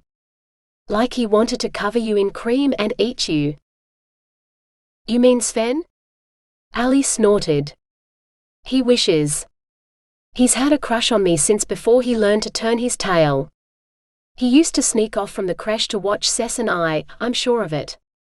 He might be a patriarch now, but I remember when he was too small to swim." "Who then?" Galen persisted. He wanted to start an interspecies war with whoever the Titan man was. "The only man I've slept with this year is you, Galen, so I'll give you one guess," Allie said. Before he could respond, she added, "Not that it matters. I can't carry a child to term. 5 miscarriages have taught me that. Cess said it was the combination of his genes and mine, but I knew better. It was me. There's a reason no one else has a tail the color of mine. Inbred is what I am because the mare community aboard our ship was so small, genetic diversity was damn near impossible. So I'll have to endure a few weeks more of morning sickness before I miscarry this one, too, in a wave of blood and pain. The universe never meant me to be a mother. I should have learned my lesson by now." She inhaled deeply. "You know, I think I will have some of that pizza. It smells really good." Galen stared as Allie picked up a slice and took a huge bite. "Not sick. Pregnant. With his child. It wasn't possible. But we're different species. We can't breed," he said. "Stardust. That's what they want you to think. Cess discovered we could and he died to protect his secret." Allie finished her slice of pizza and reached for another. "It doesn't matter anyway. She won't live long enough to surface." "You mean be born?" Allie shook her head. "Surface. Cross-race mare children are always female, born to swim. Mare give birth in the water, and the first thing she'll learn is to surface, closing her gills to breathe through her lungs. Later, she'll learn to turn her tail so she can walk like us." Galen couldn't help laughing at the image that popped into his head. "You mean our daughter will be a mermaid?" "Galen, don't get attached. In a few weeks." Galen pressed a finger to her lips. "I'm not an expert in genetics, but you said your husband was. If you say his genes made you miscarry because you're too closely related, that doesn't mean mine will. In fact, a couple can't get more diverse than the two of us." Allie didn't pull away this time, as his eyes held hers. "We're not a couple anymore," she said. "You've made it abundantly clear that you hate me for what I did to your family." "No, I haven't. You're the one who told me I was worse than my father because of what I nearly did to the city." Galen grasped her hands. "I don't care what you did in the past. I love you because of what you've done for me since I met you here. You've saved my life, stopped me from doing something incredibly stupid, and made every day I spend with you a pleasure.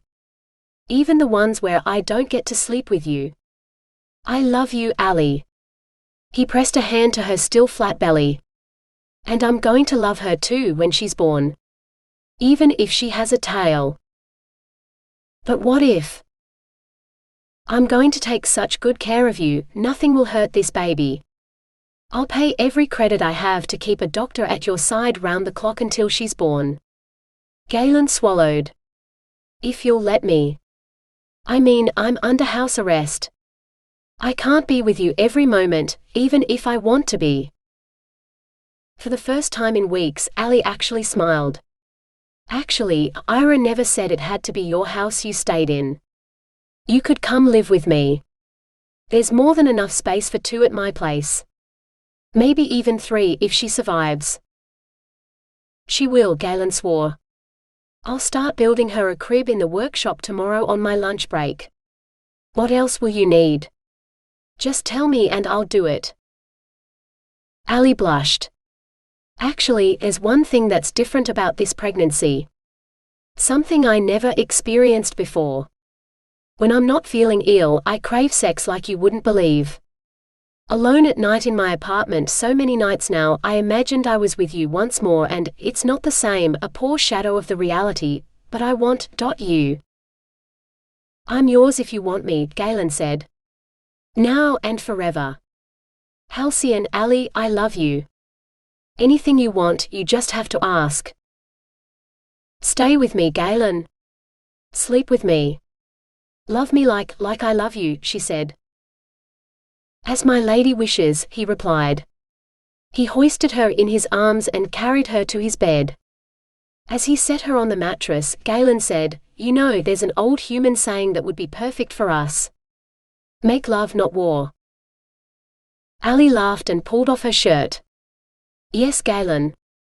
Make no more war. And love, it's such a strange phrase you humans have. I never thought of love as something you can make. It's created, yes, but born out of so many things shared between 2 people. You make me feel love for you and I want to, we would call it joining, where 2 people become one so completely it's hard to tell where one ends and the other begins. When you make love to me, there is only us and a universe of stars. Galen crossed the aquaculture farm to the temporary apartment he shared with Allie until her time came. Any day now, the mare doctor had said, and Allie had agreed. She looked ready to burst, and she'd taken to spending more time in the water than on land. He was fairly certain that's why the watch had lifted his house arrest early. Not that he liked to be away from Allie for long, but when she got cravings for things, he'd scour Metropolis to get her what she needed. Today it was chocolate, which he left on the counter in their empty apartment. She must be in one of the pools again, or in the mare habitat proper, where they lived underwater. Allie had invited him in there a couple of times, giving him a rebreather so he could stay under for as long as she did, but he didn't feel comfortable in what he felt was nothing but a giant fish tank. Not to mention the mare were a bunch of hippie nudists, which he wasn't sure he'd ever get used to. Galen stripped down to a pair of board shorts. He wasn't ready to join the nudists, but he did want to sit with Allie in the water. He spotted Lucosia as he passed the tuna pools. Have you seen Allie? He asked. Try the birthing pool, she said. Allie had gone into labor already? Galen broke into a run. The birthing pool was warm, wide and shallow, filled with mare bodies of every color. Every color except orange. Where is she? He asked urgently. I'm here, Allie's voice said, sounding strained. Now he saw her, looking like a naked human woman, not a mermaid, in the middle of the pool. She's coming, Galen, Allie cried, reaching for his hand as she gritted her teeth through a contraction. The mare women made space for him, and for once he didn't notice their nakedness. He had eyes only for Allie. She's crowning. Push again, one of the mare women said, peering intently between Allie's legs. She swished her tail impatiently. Now. Push hard now. Allie screamed until she ran out of air, but still she pushed, panting for breath. Again, the mare doctor ordered. Allie obeyed, but the look of agony on her face as she cried out to the stars above tore Galen's heart in two. You need to give her something for the pain. Can't you see how much this is hurting her? Galen demanded. No one listened. One more. Allie squeezed Galen's hand so hard he wanted to cry out, but he stayed strong for her. He had to. Ooh, the surrounding crowd sang, as something small and rust-colored shot between Allie's legs in a cloud of blood. One of them caught the baby and brought her squirming to her mother's arms. Her tail made her look like a salmon, shimmery silver pink, but her eyes were the color of sage. Her name, the mayor chanted. What is her name? Galen ignored them, reaching to stroke his daughter's cheek. She has my mother's eyes, he said softly, finding it hard to swallow. Then her name is Panacea, Allie said. Galen knew he'd never told her his mother's name. Ira's words came back to him then. Allie might have killed hundreds of people during the war, but she knew every name. Allie was many things but not a monster. And because of her, Panacea Tasker lived again, sired in the impossible union between two races that might one day learn to live in peace. In the future, they would call times like these Halcyon days, where peace reigned and no storm raged. For sometimes the universe needed a Halcyon, a siren who could both call and calm the storm.